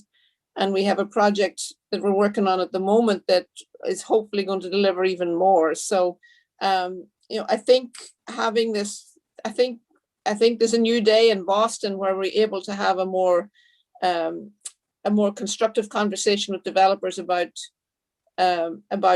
more inclusionary units, a bigger spread of AMIs, and averaging it so that you can, instead of just sitting at 70% of area median income, you go lower to maybe 50%, and then maybe up to 100 or 110, so that you get a spread of price points that actually makes more people eligible to participate in the program and get access to a more affordable unit that they can afford. So I feel that, we are making progress, but I really, it's sort of a glacial speed, and I really wanted to speed up and make sure that we create more housing opportunities and home ownership opportunities for folks across the city. And that's not a race, more of a statement, but I really wonder, in terms of the conversations that the BPDA are having with developers, like, are you asserting that this is a new day and that we need to, family size units are really important. In Alston Brighton, we've got 77,000 new units in the last 10 years. Only 3% of them were three bedrooms. So, I really feel, is that the best time? Like, it shouldn't, on a project by project basis, and for us, me as a councillor to sort of go to bat for this, it's a huge lift, and it's got varying degrees of success. So I really would like us to get to a place where we would have a consistent ask across the board, and that developers would have a more certain terrain. Developers like certainty, and they'd like to, a predictable path with a specific ask that will meet our needs better would work, I think. I know Tim has probably got ideas on this. Well, I was gonna thank you, Councillor Braden, for those comments. When I was at the BPDA, when we were holding our public meetings, there were several of these items that are being discussed now are ones that I talked about in those meetings quite frequently, mostly to get feedback, because I thought that they would be good changes. And that was including using an average AMI so we get a better spread of incomes, reducing the unit count trigger, and also using a square footage basis so that we can get more family size units. So those are all things that we think that are very positive changes to the program. I think that, the ongoing discussion will be what is the exact average AMI and what is the exact percentage of units or square footage. I think that's where there still needs to be continued discussion. But I will turn it over to Michelle McCarthy to say anything about what they're kind of talking with developers about right now. I think most of it would be through the AFFH zoning process, but go ahead, Michelle. Thanks, Tim. Thank you, Councillor Braden. It has been, top point of my bullet list when I'm speaking with developers to note that, to really remind them that it's not just IDP units in general. We're really talking about units of all sizes, looking at the community and what the community wants and needs. And that does definitively include those 2-3+ bedroom units, as well as the second addendum bullet point is also units built out for persons with disabilities, and really calling that out as, specific kinds of units. It's not just IDP and that's it. It's specific kinds of units that meet community needs. So family size, larger size units is on that list, is, a topic of discussion to open that educational conversation up with developers. Great. One brief comment, Madam Chair, if I may. The other issue with regard to the developers that come in and consistently deliver nine units across. I really wonder if we need to be evaluating a portfolio of their holdings rather than just dealing on a project by project basis where they consistently come in below the IDP requirement. I know they probably have portfolios with hundreds of units, maybe thousands, and they're not contributing anything to our IDP or our affordable housing fund. Thank you, Councillor Braden. Councillor Sabi George, Councillor Flaherty, then myself, then to the public testimony. Thank you, Madam Chair, and thank you everyone for your testimony and comments today. It's been very informative and thoughtful. One thing that I in my mind keep going back to, and I referenced it in my opening statement, and it was comments that Councillor Campbell made earlier today, and an item that I had a hearing on about 2 years ago. And that's, even when we create any affordable housing, it takes so long to have it occupied, to get it into the hands of a resident. Do we know where we are on the vacancy rate right now for affordable units, and how have we improved that process? Because we can create, and obviously we want to create more affordability and more units that are affordable, and the affordability of those units. But if it's still, up to a year, year and a half, almost 2 years sometimes to get those units occupied, they're doing no one any good. Thanks for that question, Counselor. I've been working on trying to pull together some of that data for IDP for your hearing on Thursday. I wasn't sure if that might be a topic of conversation, but we are working on pulling that data together. The preliminary look that I've taken is that the vacancy rate, I'd have to do a longer look at the time between completion and lease up to get a more comprehensive answer, and that may take a couple more days beyond the hearing later this week. But that it's looking like the vacancy rate is less than 2% for IDP units. And then on top of that, why I want to speak in generalities is that a number of those units are vacant because there's turnover, it's in the turnover process, so they're brand new and haven't, they're in the lease up process. But that's my preliminary kind of assessment of that. I just imagine with such a demand on affordable units and we've, mandated the creation of affordable units and, no matter the percentage or the AMI, that it just takes so long to get to housing. We've got to speed up that process and figure out a more efficient way to make sure that our residents who are participating in the lotteries and looking for those affordable units can get into them and get into them quickly. And, obviously we're asking developers to do this work, and, those units we have to get them to be occupied. And I think that asking for greater affordability is certainly a path that we need to travel down, and it's the work that we need to do, and our residents need us to do it. But if they remain vacant and unoccupied, that creates another problem. Again, it's more of a statement for me, but something that I do think is really important to this conversation and to certainly what our residents need across the city. Thank you, Madam Chair. I'll finish there. Thanks. Thank you. Councillor Flaherty. Councillor Flaherty, go ahead. Yes, thank you, Madam Chair. And thank you for everyone for their thoughtful presentation and remarks, as well as their work in this space. I would like to listen to the public testimony, so I'll be very brief. And as you, Madam Chair, stated, the IDP Coalition and so many other groups and advocates put a lot of work and hours into their advocacy. So their voice is important and would love to hear them. As you know, I'm a huge proponent of creating on-site affordable housing in order to create neighborhoods with mixed income, and stress that we need to learn from the lessons of the South Boston waterfront. So I'm happy to hear that we are building more units on-site, and we'll continue to advocate for that. I also understand that we need to strike the appropriate balance between on-site versus off-site contributions that contribute to the acquisition opportunity program. So that said, how quickly can the city access IDP fund contributions to fund programs like AOP, and what is the approximate turnaround time from contribution date to the time we're able to put those funds to use? So those are my two questions, Madam Chair, and I'll defer to you as the chair as to who the appropriate person could answer those. I'm inclined to go to my old boss, Sheila.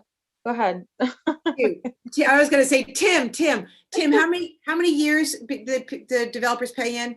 Well, for rental projects, they pay in over 7 years. On condo projects, they do 3 payments, one at building permit, one at C of O, and then a true up payment a year later. Yeah. And so those, we may be getting it in segments, but it goes into the fund. And I can promise you that Jessica's staff is very on top of making awards to projects almost immediately. There is an annual request for proposals from affordable housing developers. And Jessica's laying her head because our staff is very much on top of this. It's actually a joy to watch them work with it because they really are so committed to this work. And we are, I will add to that and give Jessica kudos. I agree. We are forward committing always, which is an art, so that when money comes in, it goes out really very, very quickly. And one final comment, obviously, on the AMI, just advocating for sort of a wider range instead of it being just sort of cookie cut. What's affordable to one person is completely different to the other person, which is completely different to another person. So we have that type of range here in our city, despite the fact that we see our city becoming the city of the very rich and the very poor, almost Manhattanizing itself.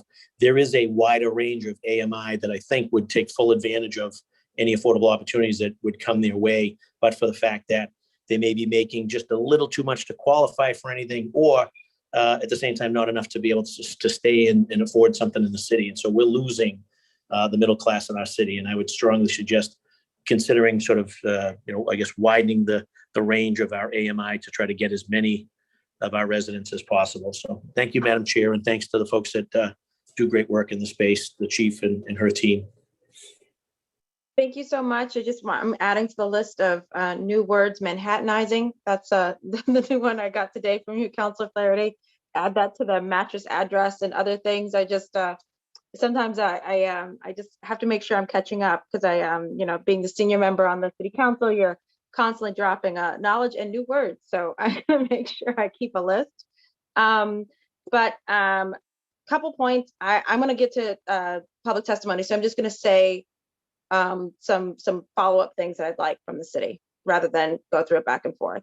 There's several data requests from advocates and from some of my colleagues. So Councillor Flynn has 20 questions or so. We will forward that to the city. Councillor Sabi George has questions about the vacancy rate. Councillor Flaherty just specifically asked about the payment, and maybe we can get where the payments are coming in, where there's any like lag, and I think Councillor Flynn also wanted to know where majority of the payments are going in terms of development and AOP or so on and so forth. So if we can get that kind of data, I'll add to that. I think one of the questions of the advocates was the racial data of IDP units, if the city has them, where or how many Black, Latinx, AAPI folks are in IDP units and where. So that's just some data research that I know you don't have the answers on hand, but I'm putting that out there. Other point to my colleagues, one of the negotiating points that I found very helpful in terms of getting higher affordability and a lower AMI is pushing for developers who are coming into your communities to put in more Section 8. And by that, if they're coming in at the 13%, they're usually very proud of themselves. I've also pushed on them to just simply say, well, you got 7% gap and Section 8 vouchers pay market rent. So they just happen to have a lower AMI and they have a subsidy to help them pay it. But let's be clear, they're supposed to be able to compete in the market. So to really push for developers to work with and find, either they work with BHA, or they work with a housing search advocate, but to really push for them to get more percentage of Section 8 folks in those, the new apartment buildings. And they really have no excuse. We have a higher SFMR, a higher rate, especially for downtown. And then you can really discern whether that person should be developing in your community or not. If they have a problem with someone who can compete in the market just with a subsidy, then that problem's got nothing to do with Section 8. It's got something to do with they have another discriminatory motive. So I think you should be pushing for more Section 8. And also, I think we should be, that's just an immediate fix beyond the zoning fix, which we are going to work on, but the need is now.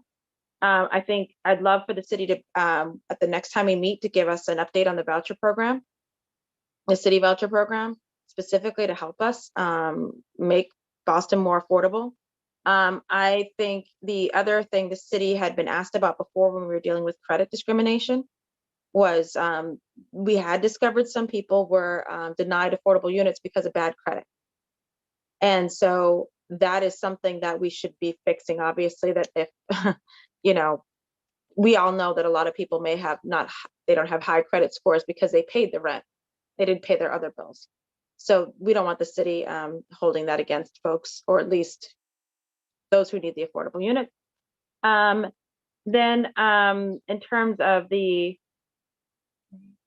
and finally, Councilor Braden, you had mentioned the issue of, or the question of whether we could measure by portfolio instead of building by building, but by portfolio. That marries perfectly with the ZBA reform we push for.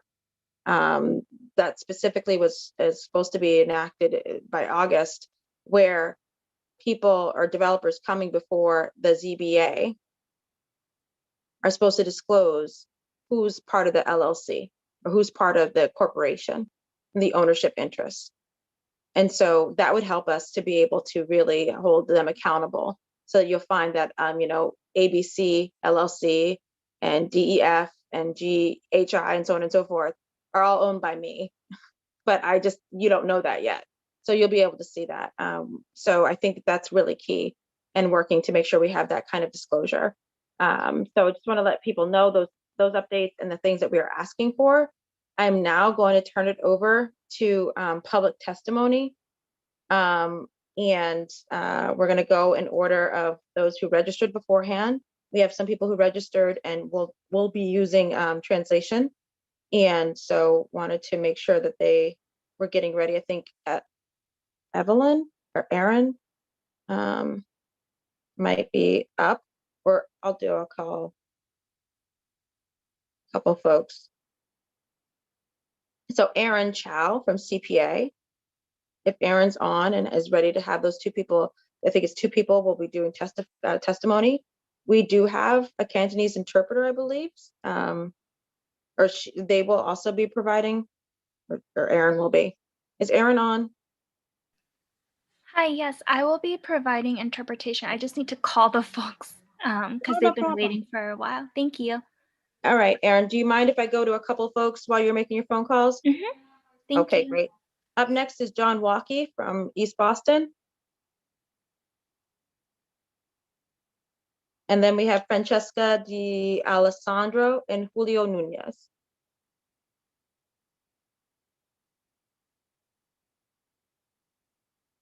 John Walkie? Thank you very much. Can you hear me okay? Yep. Okay. My name is John Walkie. I live in East Boston at 63 Putnam Street, and I work at an organization called Green Roots, which works with the communities of East Boston and Chelsea on environmental justice issues. And I had submitted some slides. We don't have to look at them, but they're sort of for your the city councilors' edification. We've talked, never one to pass up an opportunity to beat on a dead horse. We talked extensively about area median income, and I think Markeisha and Jason, I believe, both mentioned about the communities that are included in that area, and I included for you all a map of what that gerrymandered looking district is. And it's interesting to note that it includes places like Seabrook and Southampton, New Hampshire, but it doesn't include Brockton or Lawrence or Lowell. It basically includes of the top 20 wealthiest municipalities in Massachusetts, there's only 2 communities that aren't in this area. And of the bottom 20 poorest communities in Massachusetts, there's only 3 that are included in this area. So it's almost, you couldn't design a more appropriate or effective, basically like a laundry wringer to wring out poor people. If you keep using like this AMI measure, we are going to little by little keep pushing people out of the community. In those slides I submitted, there was a comparison of looking at the Boston AMI for a household, and then looking at the Massachusetts median household income, which is lower than that by quite a bit, the Boston median income, and then the East Boston household median income, which is less than half of what the Boston AMI is. So obviously, if you keep going with 80% of the AMI or 70% of the AMI, you're going to keep getting more and more just wealthy people being able to afford to live in a neighborhood, and that's going to drive the AMI up. So it really doesn't make sense to use that. And in much the same way that there was a lot of big pushback against President Biden's, not pushback against the money, but not too much kudos in terms of the American Rescue Plan using the community development block grant formula. So relying on the federal government's formulas for deciding how policy rolls out locally really is a bad idea. And as long as we have to keep translating what AMI means to local residents where the local development is happening, why don't we just use the local area median income? And then when you need to talk to the feds, translate it for them as opposed to the other way around. I think we should be using Boston's area median income, and for a development in a given neighborhood, whether it's East Boston or Chinatown or Allston Brighton, we should be using the area median income of that neighborhood. And just want to support everything that's been said by the different advocates who know this stuff far better than I do, and would close with just echoing what Councilor Braden said and what you just reiterated, Councilor Edwards, about looking at the portfolios of the developers. And in fact, going down to the ZBA meetings, And seeing what is being proposed will give you a good idea of how certain developers are dodging their commitments. And I would also caution against having any sort of affordability or policy mechanisms that hinge upon people getting variances, just because with all this planning process, we're hoping we get to a point where, you know, Christine and others on the Zoning Board of Appeals, that their job gets really boring and they don't have such a huge list of variances coming to them, because none of these variances are actually hardships. So hopefully in the future, when the new zoning for the different neighborhoods takes place, we won't need to have so many variances, and you shouldn't have affordability hanging on a variance being given. And also to look at one of those variances that's almost always being used is floor area ratio. So as we move forward and we start talking about looking at square footage for affordability, just caution on that, and just make sure that we don't end up with people being in sort of Tokyo-sized like little coffin boxes that people are living in as studio apartments, and saying, well, there's your affordability. We need to make sure that we are having quality housing for the residents who are here now, and accommodating the people who want to come into our neighborhoods as well. And I'll stop there and thank you all very much for taking the testimony and for the work that you do. Thank you so much, John. Francesca D'Alessandro, then Julio, and then Julio, excuse me. And then we're going to go to Erin Chow and see if she's ready with the two members of CPF. Francesca?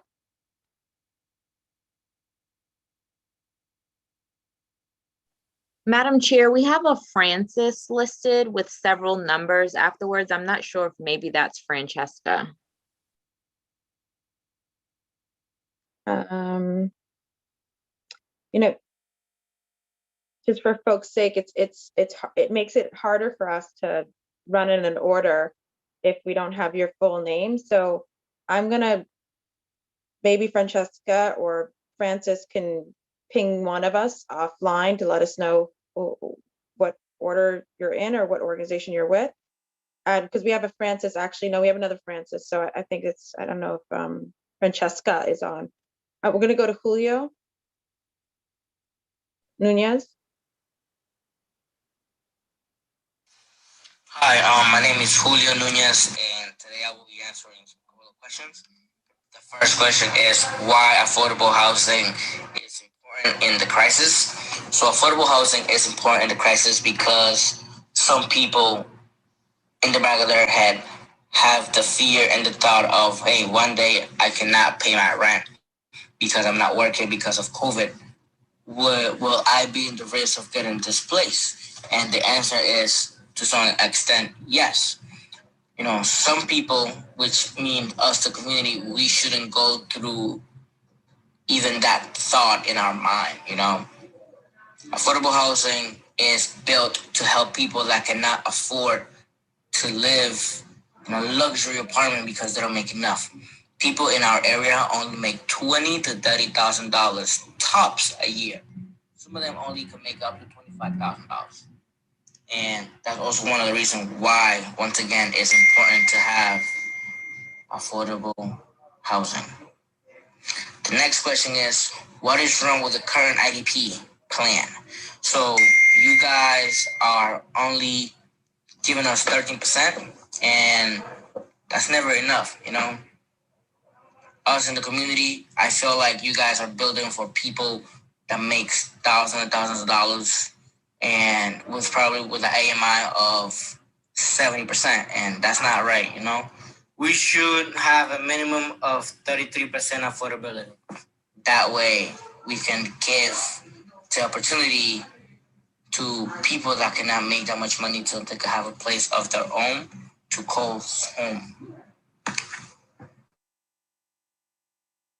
Thank you. Thank you very much. We're going to go back to Erin now, see if Erin is available. Hi, yes. Hi, everyone. My name is Erin Chow, and I'm with the Chinese Progressive Association. I'm actually here just to interpret for a Chinatown resident. Her name is Miss Choi Lee Chen. Choi Lee 姐，你而家可以講。OK，咁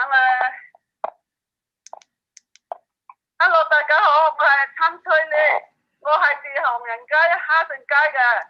而家咧最大嘅願望咧就係攞到政府屋，我哋住喺嗰條街咧全部係私人屋嘅，搬來搬去啦，我搬咗幾次咯。喺下城街嗰條街搬咗好多次咯。至101嗰陣時咧，嗰個屋主咧就叫我搬走咯，搬來搬去都係搬緊嗰條街，冇辦法啦。我而家咧同人住埋一齊嘅。同人哋分數，我而家咧政府屋通知我攞咧都係俾1300幾個屋租俾我邊度住得起啊？我住唔到啊！我哋兩夫妻咧住喺呢度係同人哋分數嘅，好難啊！而家我哋兩個啊，好想有自己嘅屋，但係申請好多年咯，冇辦法申請得到啊！因為咧，我哋好想有嗰啲平價屋出嚟，等大家咧可以住好平價屋。唐人街咧，大多數都係過流大廈咯。而家我哋想攞嗰啲平價屋係好難嘅，似乎都係屋租都係幾千蚊一個月啊。我哋咧人咧低收入嗰啲咧就係住唔起嘅。我哋好想有自己一個家，但係冇辦法。而家嘅疫情加上咧冇嘢做啊，個個喺屋企，真係好難。我最希望咧係政府快啲有啲平價屋俾我住咯。我所講係咁咯，謝謝大家啦。多謝徐了姐。So 我而家幫你翻譯。So my name is Choi Lee Chen, and I live on Hudson Street in Chinatown. So for those who don't know, Hudson Street is a street full of private housing in Chinatown. And my biggest wish is to be able to move into an affordable unit, an actual stable home. So for many years now, I've lived in private housing on Hudson Street, moving, every few years after every few years, because there's a lack of stable, affordable housing in my community. So 10 years ago, I lived at 101 Hudson Street. And at that time, the current landlord sold the building to a new property owner. And that new property owner wanted to rebuild and renovate my home, which forced me with no choice but to move and find other housing. Now, 101 and 103 Hudson Street, my former residence, is being converted into newly developed luxury units. And the developer has even expanded and built out the building as well. So right now, my husband and I are splitting rent with others because we simply cannot afford the rent of an entire unit on our own. Our dream is actually to have our own independent home that we would be able to have a stable life. But we have been waiting for an affordable unit for over 10 years. In the past, we've been notified of available affordable units, but the units cost $1,300 a month. And this affordable unit is simply not affordable to us.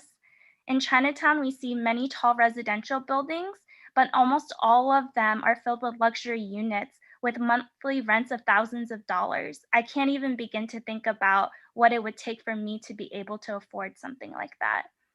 Affordable housing is important for people like me, so I'm calling for truly and deeply affordable housing, as well as an increase in the number of these truly affordable units.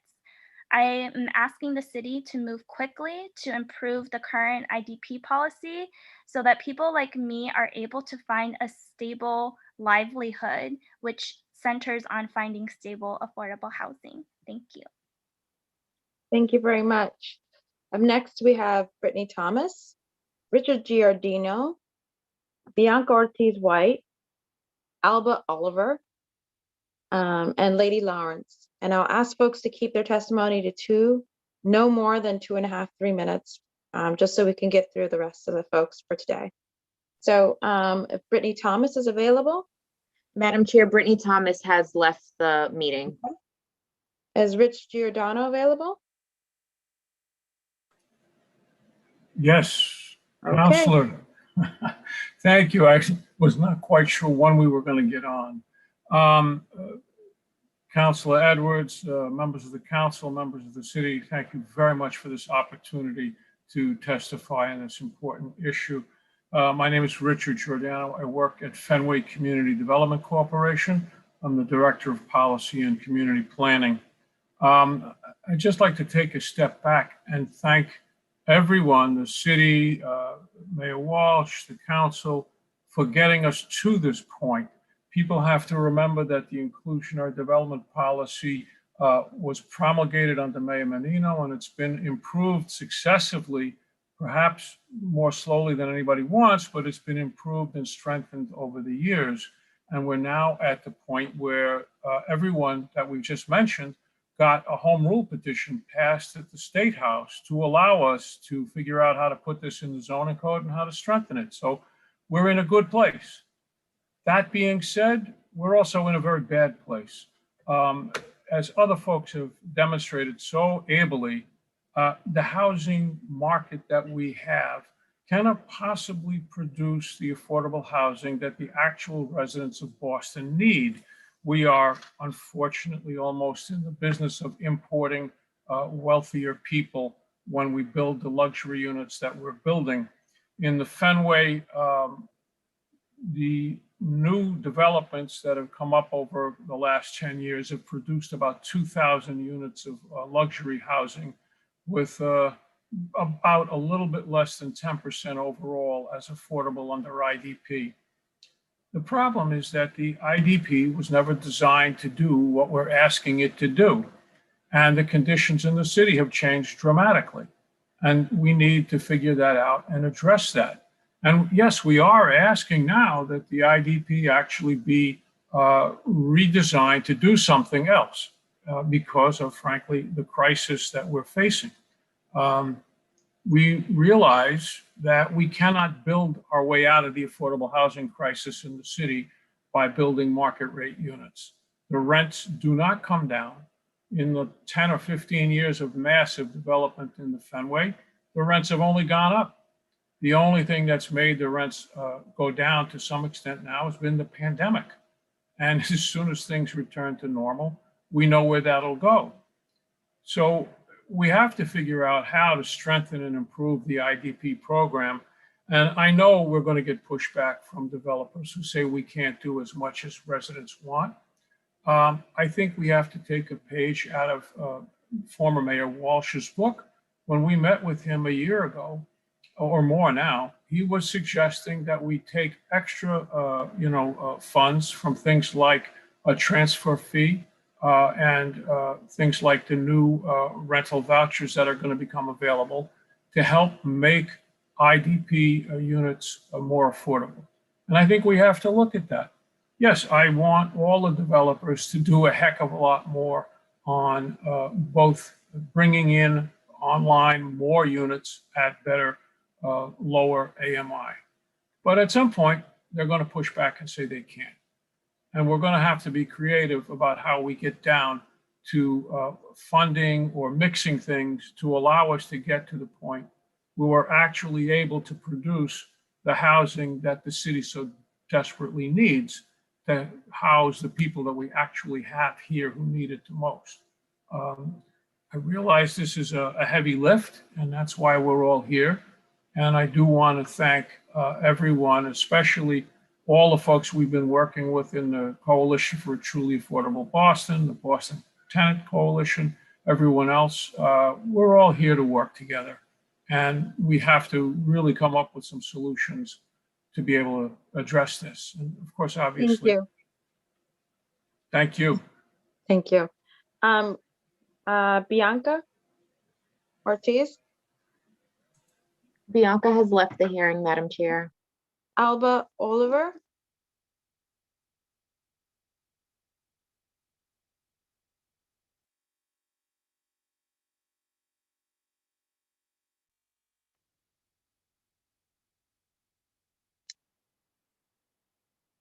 Alba, go ahead. You can unmute yourself.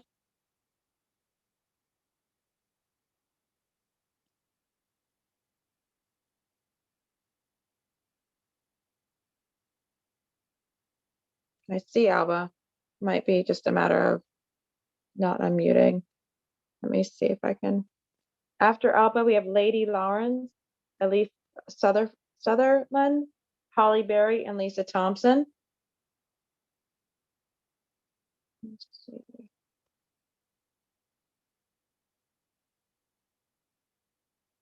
Alba, I'm asking you to unmute. Okay. Well, we'll go to Lady Lawrence.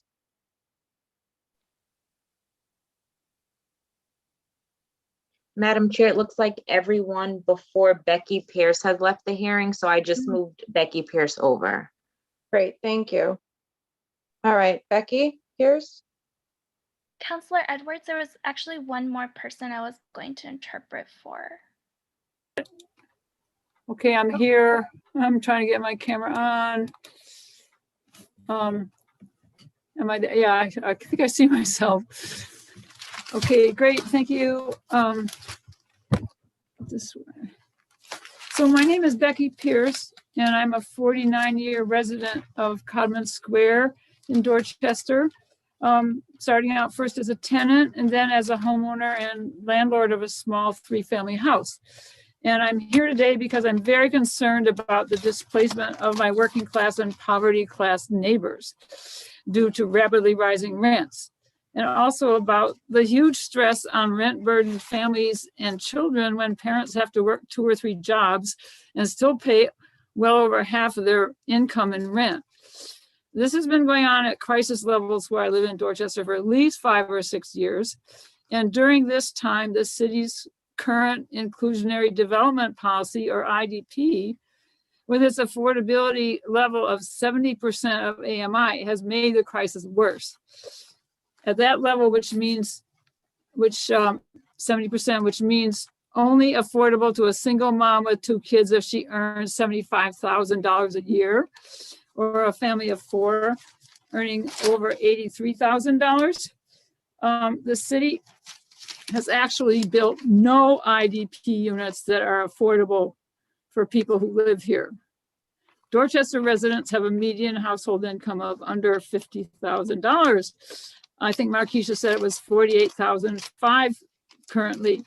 And 1/3 of households here earn under $25,000. So it's a lie to call these income restricted units affordable. And we've been hearing this lie for years from our former mayor and the BPDA. This is what is meant by systemic racism, also known as structural racism. The current inclusionary development policy in Boston is a glaring example of a public policy that maintains and exacerbates the wholesale displacement of people of color from our low income of colored neighborhoods, including mine, and claiming with a straight face to be building housing they can afford. The city must stop the lying and deepen the IDP affordability level to an average of at least the 40% of AMI, as the Coalition for a Truly Affordable Boston is demanding, and increase the percentage of such truthfully affordable units to 33%, or 1/3 of the total in new developments. Thank you. Perfect, thank you. I'm going to go ahead and allow, Erin, are you there to interpret for one more person? Yes, thank you so much. 結真姐，你而家可以講。Hello， 大家好，我叫李潔珍，我係一名護理工人。我今日好榮幸能夠參加呢個可負擔性房屋嘅聽證會。我同我嘅屋企人而家住喺唐人街嘅私人矮樓 Oxford 街，嗰啲租金好貴，1000幾蚊一個月。我好希望政府可以建真正嘅可負擔性房屋俾我哋呢班低收入群體嘅人士有房可住。如果按照之前17%嘅比例政策提供可負擔性房屋，我覺得太少啦，應該要有30%到50%嘅比率提供房屋俾我哋呢啲一線工作人員解決住房問題，真正做到我哋嘅房屋需求。照而家情況，可負擔性房屋係供不應求，希望政府關心我哋啲弱勢群體。我都好想喺唐人街買或者附近買自己嘅屋，但係實在太貴啦，根本買唔起，唔敢諗。我希望通過今日呢個聽證會呢個平台，聽到我哋嘅心聲，然後政府興建更多真正嘅平價屋俾社區，我哋有更多嘅機會自上可負擔性房屋，咁樣我哋有一個穩定嘅家，先至可以安心工作，繼續為社會服務。我講嘅係咁多啦，多謝大家。多謝傑珍姐。So, hello everyone. My name is Jiezhen Li, and I'm actually a home healthcare aide, and I am very honored to be able to participate in this IDP council hearing in this non-traditional way today. So, my family and I right now currently live in a private housing building complex in Chinatown on Oxford Street. And I really hope that real and truly deeply affordable housing can be built here in Chinatown to provide housing for folks like me who are also low income. According to the current IDP policy of only requiring 13% of units to be affordable, I think that this is way too little for the needs of the community. There should be minimum required 30 to 50% of affordable housing units provided to people like me who are essential frontline workers to solve the housing problem and truly meet our housing needs. According to the current situation, affordable housing is in short supply. So I really hope that the City Council can hear our concerns and really take action to protect and care for disadvantaged groups like low-income folks such as myself. My dream is really to buy my own house in Chinatown or at least someplace nearby, but it is way too expensive and I don't dare to dream of this future for myself. So I hope today you hear our voices through this council hearing and that the government would reform IDP to strengthen the policy and build more truly affordable housing for the community. So we have more opportunities to live in stable housing so that through a stable home, we can also work with a peace of mind and continue to provide services that our community needs. Thank you, everyone. Thank you very much. I'm going to name some names who may not be here, but I did want to acknowledge that they did sign up. And then I think Evan George, I think he's gone. Chick Byrne is gone, I believe. Samantha Montano from JPNDC, CTAB Coalition. Lois Elisa. And then Meredith Levy, who is here. Executive Director, Boston Neighborhood Community Land Trust. I don't know where, oh, I see Chick is here. Pam Coker. Hillary Pizer. Okay, so I'm gonna go ahead and start with, I think, Chick, who is up next. And then we'll go from Chick to... Hello? Hi, sorry, can you hear me? Sorry, okay. Sorry about that. So my name is Meredith Levy with Boston Neighborhood Community Land Trust. Before you go, Meredith, I was just saying we're going to start with Chick, who is in line, who is here, and then you. Thank you. My name is Chick Byrne. I'm a resident of West Roxbury, and I'm testifying in support of truly affordable standards for the IDP. Homelessness is on the rise. Evictions are coming for people who, through no fault of their own, have had incomes that have been completely erased or severely disrupted. And there are not enough resources to go around for everyone who needs it. We must insist that all new developments are at least 1/3 affordable. And by affordable, we mean truly affordable at least 30 to 70% of the area median income. Additionally, these affordable units must remain so in perpetuity. The people being displaced and priced out are often the ones who earn the least and have the most to lose. The huge number of luxury buildings going up already have a large number of empty units. Meanwhile, low-income families and individuals are displaced and provided with few options.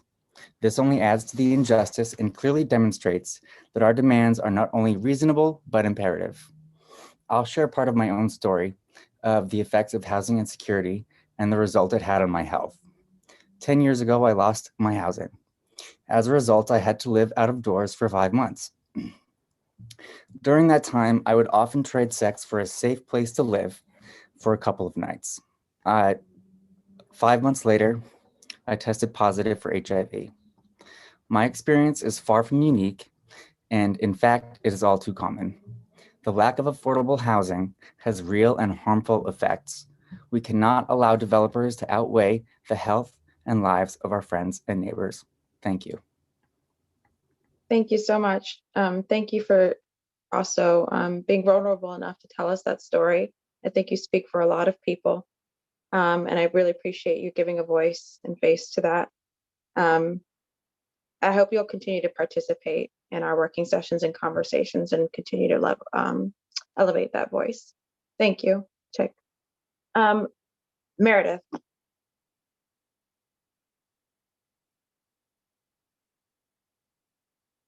Meredith? Yeah, sorry about that. Can you hear me? Yes, good to go. Okay, sorry about earlier tech. I was having some tech issues. Thank you for allowing me to testify tonight. My name is Meredith Levy, and I'm from the Boston Neighborhood Community Land Trust. I'll be quick. I really support all the points being made forward, particularly about raising the IDP amount to a third and deepening the affordability level. So if we could get to that average of 40%, that would be amazing. I can speak on behalf of the Land Trust that having additional resources from the city to enable us to purchase properties and then to keep people in their homes goes a long way towards prevention so that we can avoid crises like we're having today by having the resources now to be able to acquire properties and keeping people housed and keeping the affordability in perpetuity. Specifically, I also want to give a shout out to the IDP because we, as a land trust, we started as COHIF, a different organization that was able to prevent foreclosure and keep people housed.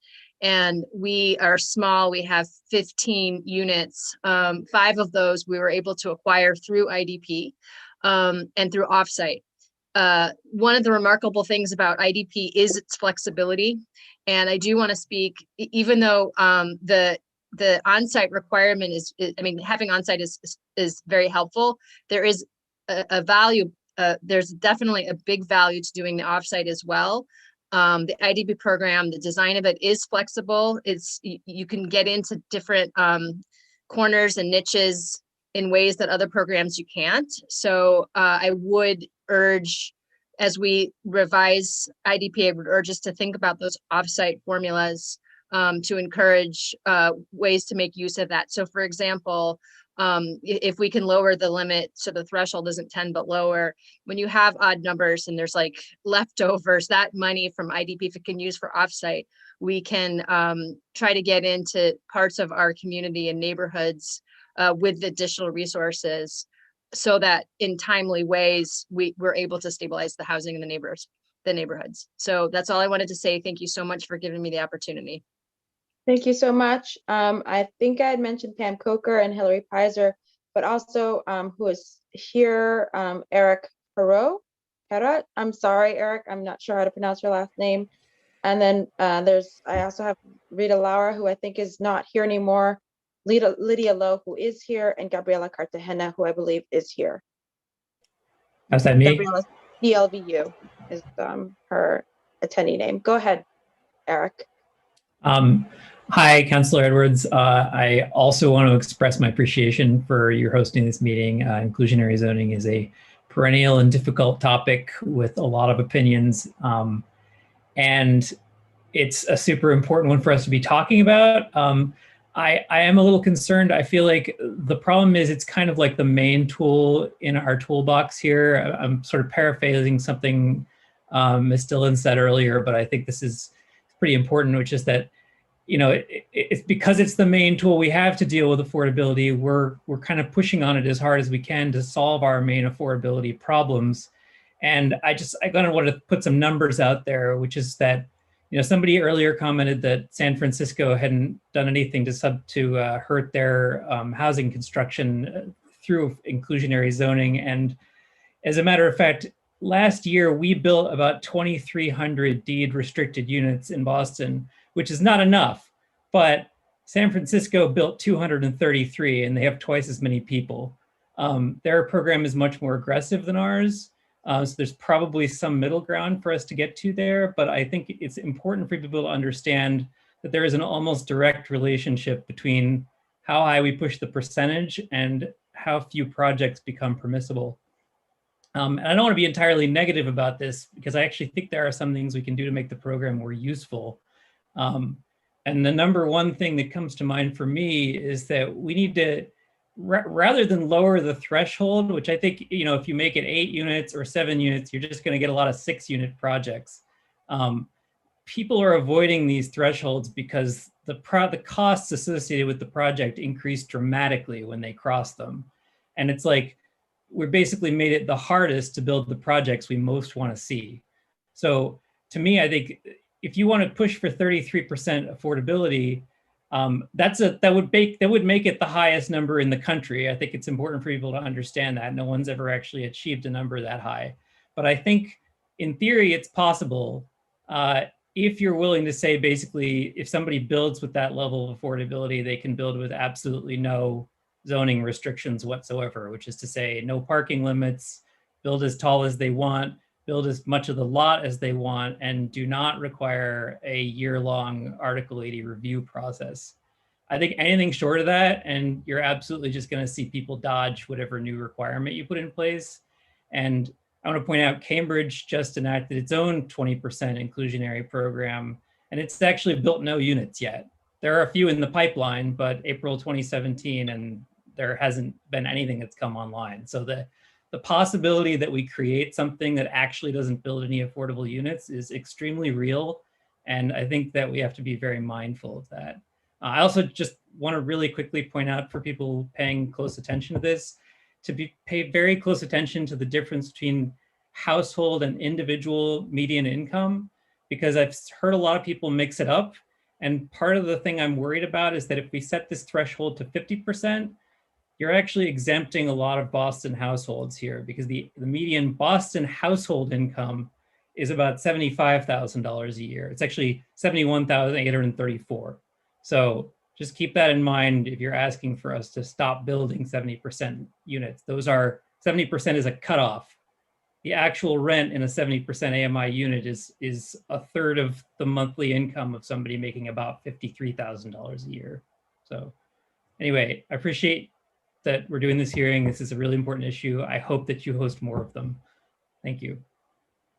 Thank you, Eric. I think we had Lydia Lowe.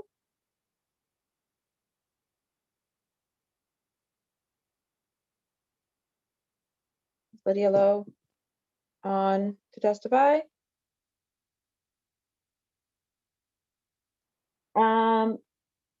If Lydia is not here, then Gabriela Cartagena. Okay. Okay. Who's here? Thank you. Oh, Lydia's here. Okay. So I don't want to repeat a lot of what other people have said. I support the efforts of the coalition in seeking to increase the percentage of affordability, deepen the affordability, et cetera.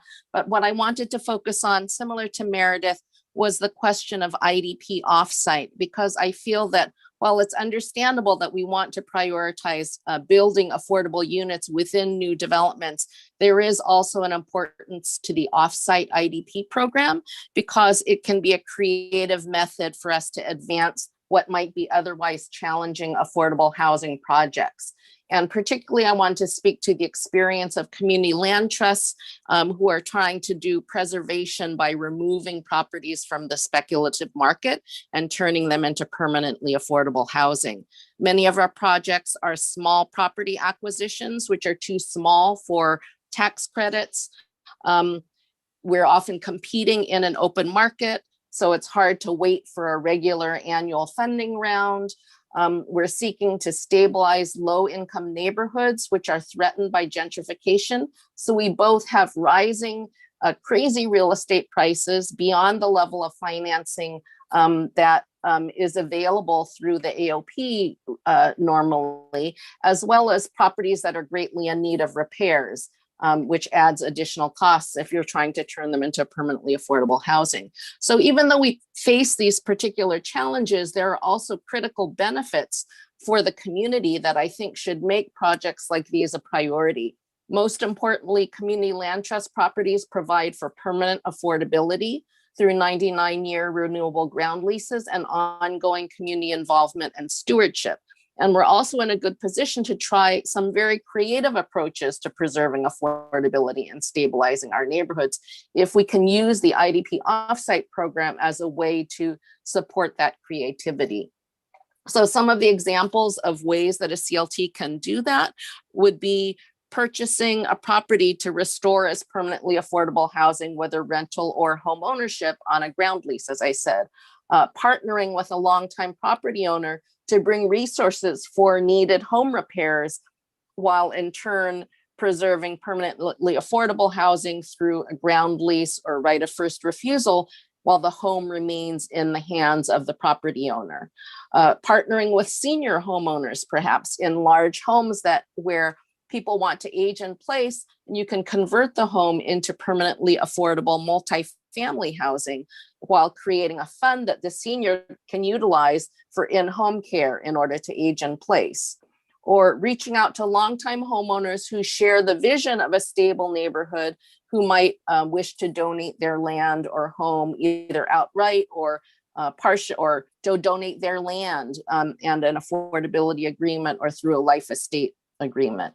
And finally, partnering with a middle income buyer to purchase the land while they purchase the building and impose affordability deed restrictions while that buyer owns the home and has affordable rental units. So these are some kind of creative approaches that we could try that don't exactly fit into some of our current city programs. And I'd like to add to the goals of IDP reform that we particularly prioritize permanently affordable, community-controlled, and housing preservation projects when we do IDP offsite, because they're particularly challenging to advance, but are important in this moment to stabilize our neighborhoods. Thank you. Thank you so much. Is Gabriela on? From City Life, Vida Urbana.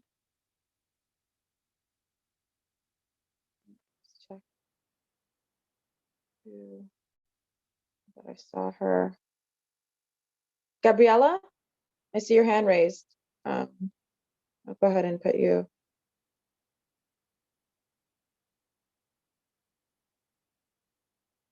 Should be good to go. Gabriela? Can you hear me? Great. Awesome. Well, just wanted to quickly introduce myself. Hey, everyone. My name is Gabriela, lifelong East Boston resident, and come from a working class immigrant family and community organizer with City Life Vida Urbana right now. And, you know, I just kind of want to reiterate, I'll try to be quick, but I just really want to reiterate the importance of lowering our AMI to not just an average of 40%, but really considering 30 to 40% average of AMI for these IDPs. The current 70 to 100% AMI is honestly a systematically dividing classes and races from each other, systematically racist. We see here in Boston, you know, facts that I'm sure you all already know, right? The net worth of the Black family is $8. Meanwhile, white family, $247,000. And just with those basic facts alone, like there's no reason why the city of Boston should still have a cutoff of 70% AMI for these units. And it's, you know, systematically, it's systematic racism, and just knowing that 67 of all Boston evictions are occurring in census tracts where the majority of all residents are people of color, even though only 45% of all Boston rental housing is located in those neighborhoods, right? And I also just want to recognize Lydia's amazing work around writing and passing AFFH, and really using AFFH to pair with IDP and use AFFH and its options to you know, obtain these lower AMIs in these developments by working with BHA, prioritizing the voucher program, Section 8, being creative with subsidies to make more permanently and more affordable units across the city of Boston, right, that are attached to the units, right? And right, I think through that potential creativity, like we could start, you know, we could prevent developers who have millions of dollars behind them from using petty arguments that say that their expenses are too high to provide these more affordable units, and to also give that leeway for CDCs and these other means of social ownership to also provide units that are more affordable to our working class and to our working class communities here in the city of Boston. And I also do want to recognize that during the hearing, I heard someone from DND say that the BPDA halted ever since the state of emergency, which I just want to call out because ever since this year started, we've been seeing a spike on no-fault evictions and unrecorded evictions in neighborhoods where gentrification is rampant. In East Boston, for example, in Mattapan, where we're seeing landlords evicting no fault so they can sell their buildings empty those buildings to start building for luxury reconstruction. And we're seeing those same developers like Fernando DeFlor, Ricky Bellevue, who hide behind many LLCs like Evo Capital, Growth Properties, right? Who are buying up naturally affordable housing, right? They're buying up natural affordable housing and reconstructing them for luxury rental condo reconversions, right? Which is done through the infamous process of no-fault evictions, right? And what we need is development without displacement and permanently affordable housing, right? That is actually truly affordable, right, to our working class, BIPOC people, Black, Indigenous, people of color of Boston. And in the past few years, we've seen a giant white flight into the city of Boston, right? And a giant mass exodus of these same BIPOC people, right? And why is that? Because IDP isn't working. IDP is not working, and gentrification is winning. Development with displacement is beating us, right? And I just also wanted to say that I've heard the BPDA in the past say that it's the Fed's job, it's the federal government's job to provide affordable housing, right? But when the federal government fails, that's when the state and the city need to step up, right? So kudos, right, to everyone who, to our counselors who are sponsoring this hearing. And I also just wanted to say that for that very reason of needing the state and city to step up, we need to reform IDP in a way in which we are lowering, right, the amount of units that is triggering IDP, right? 10 units, we are seeing those same developers that I named and others who are hiding behind LLCs. We are seeing them avoid the 10 unit to avoid, right, building affordable. But what we need to do, literally our neighbors in Somerville have lowered units that triggers IDP, right? In 2016, they had 6 units that triggered IDP. And as of 2019, 3 buildings a 2-unit building that added a 3rd unit triggered IDP.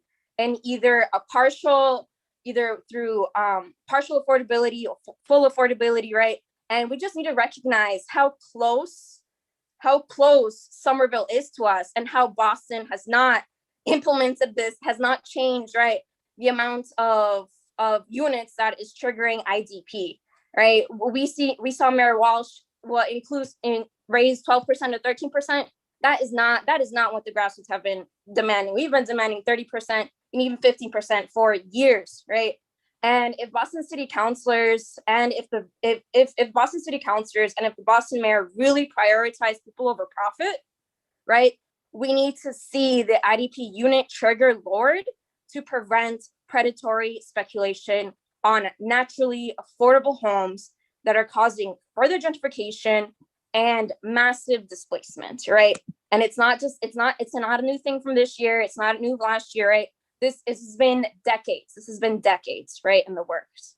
So we need the city to do stuff to make changes happening quickly, right? Because if not, all these naturally affordable homes are going to be bought up by these speculators, not leaving an opportunity for working class people to even want to buy on their own, either buy or rent, right? And IDP also needs to consider the fact that the rents in these IDP units, right, don't include fees, right? And we need to start looking at you know, the prices of rents and these fees in a holistic, through a holistic approach. For example, the rents in luxury units usually don't include all the fees, don't include all the fees of the price of the unit. So you see this like stripped down price, kind of like Spirit. You see this like stripped down price for a unit for this ticket, but when it comes to actually paying for it, you see all these other like fees and charges. So when we start talking about affordability, we need to start including these fees and make sure that living there, you know, actually, you know, living in these luxury units actually includes the prices of not just the rent, but also the fees when we're considering lowering the AMI, right? That AMI minimum for these IDP units. And I'll end there. Thank you so much. Thank you. Thank you so much. And we did actually bring up the realtor fees, the finder's fees, all those things that get baked in. And kudos for the comparison to Spirit. I'm going to use that going forward. I bust out laughing. It's kind of like Spirit. They get you in there, they hit you, whatever. Anyway, we'll talk offline. So I have two more people who are signed up. It looks like, that are still here. So I'm going to call on them. Thank you so much to speak. I will not be going through for other folks who have already spoken again. Unfortunately, it's folks are exhausted. And just to also thank, there's a quiet, hardworking group of people called central staff and our interpreters who are also into hours of hearings. So like, thank you so much, but that's why I'm going to go just to the next two people who signed up and have them speak so that they can also go and see their families. So we have Samantha Montano, who I actually called earlier, and Dot Not for Sale, and that is it for those who signed up. So Samantha and then Dot Not for Sale.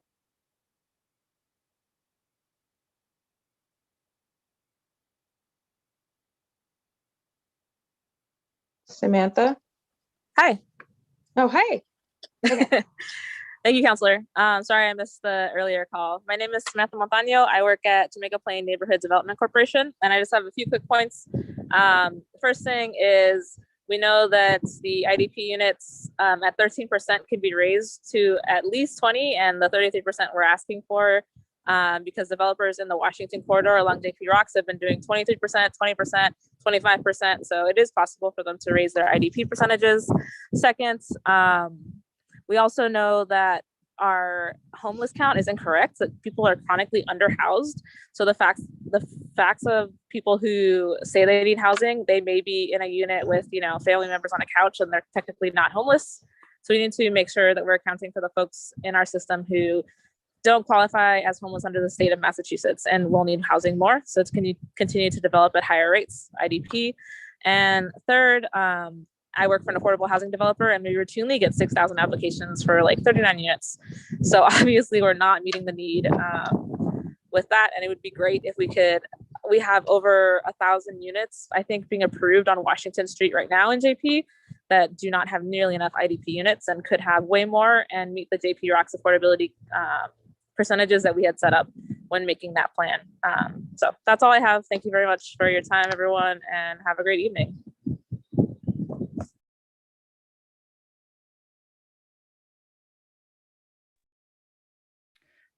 Good evening. Is it my turn? Madam Chair, you're muted. I said, I'm sorry, Dot Not for Sale. Great. Sorry about that. My name is actually Lori Hurlebaus. I am a member of Dot Not for Sale, and apparently I'm on the Zoom account. So it's been a long day, I'm sure. Thank you all. I promise to be very brief because I'm not sure what else there is to add. I signed up to testify to support my community, but we all have the same things to say. We're being driven out of our neighborhoods. The affordable housing, quote unquote, affordable housing that's being built isn't enough. So enough is not required, and it's actually not affordable. I'm not sure what else to say. We could have hours and hours and hours and hours and hours of testimony for weeks, and most of us will tell you the same thing. We don't want to be pushed out of our community. People are. We're asking you to be bold.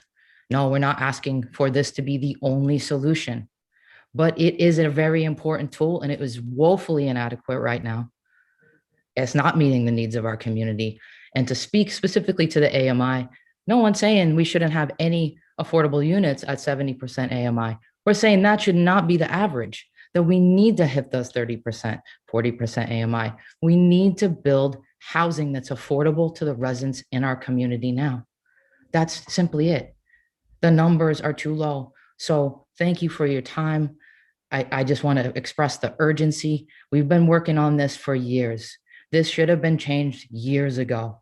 We now have a real opportunity in this crisis that has been a crisis for years, but in the crisis of the pandemic has exposed even more. You know, do we want to build, you know, a community and build housing that can sustain us through even deeper crisis? Do we want to keep people in our neighborhoods? It's, you know, we're asking you to take a stand, all the city councilors, mayor, please, we need this now. Thank you very much for your time. That's it. Thank you. With that, I think we're done with public testimony. For folks who want to submit comments, they will become part of the record. And again, this is the beginning of the conversation with the goal, the very real goal of setting a new policy, passing a new policy, increasing our IDP, lowering the threshold, and absolutely making sure that we are codifying what we fought hard to even get the power to do, which is really making sure that we have an inclusive Boston. And so that is the absolute goal. That's the reason why we started this. We want to make sure it was centered and grounded in folks from the community. I want to thank everybody who came and spoke today. Again, we will continue to have conversation, and we will notify you folks for the next working session. And then when we get a draft, and we will, a draft zoning amendment to do this, we expect everyone to be back to get to work. Thank you so much for your time. Thank you to the administration, and thank you to central staff, and 1,000 thank yous to our interpreters who are still here working extremely hard to make sure that this hearing is inclusive. So thank you all.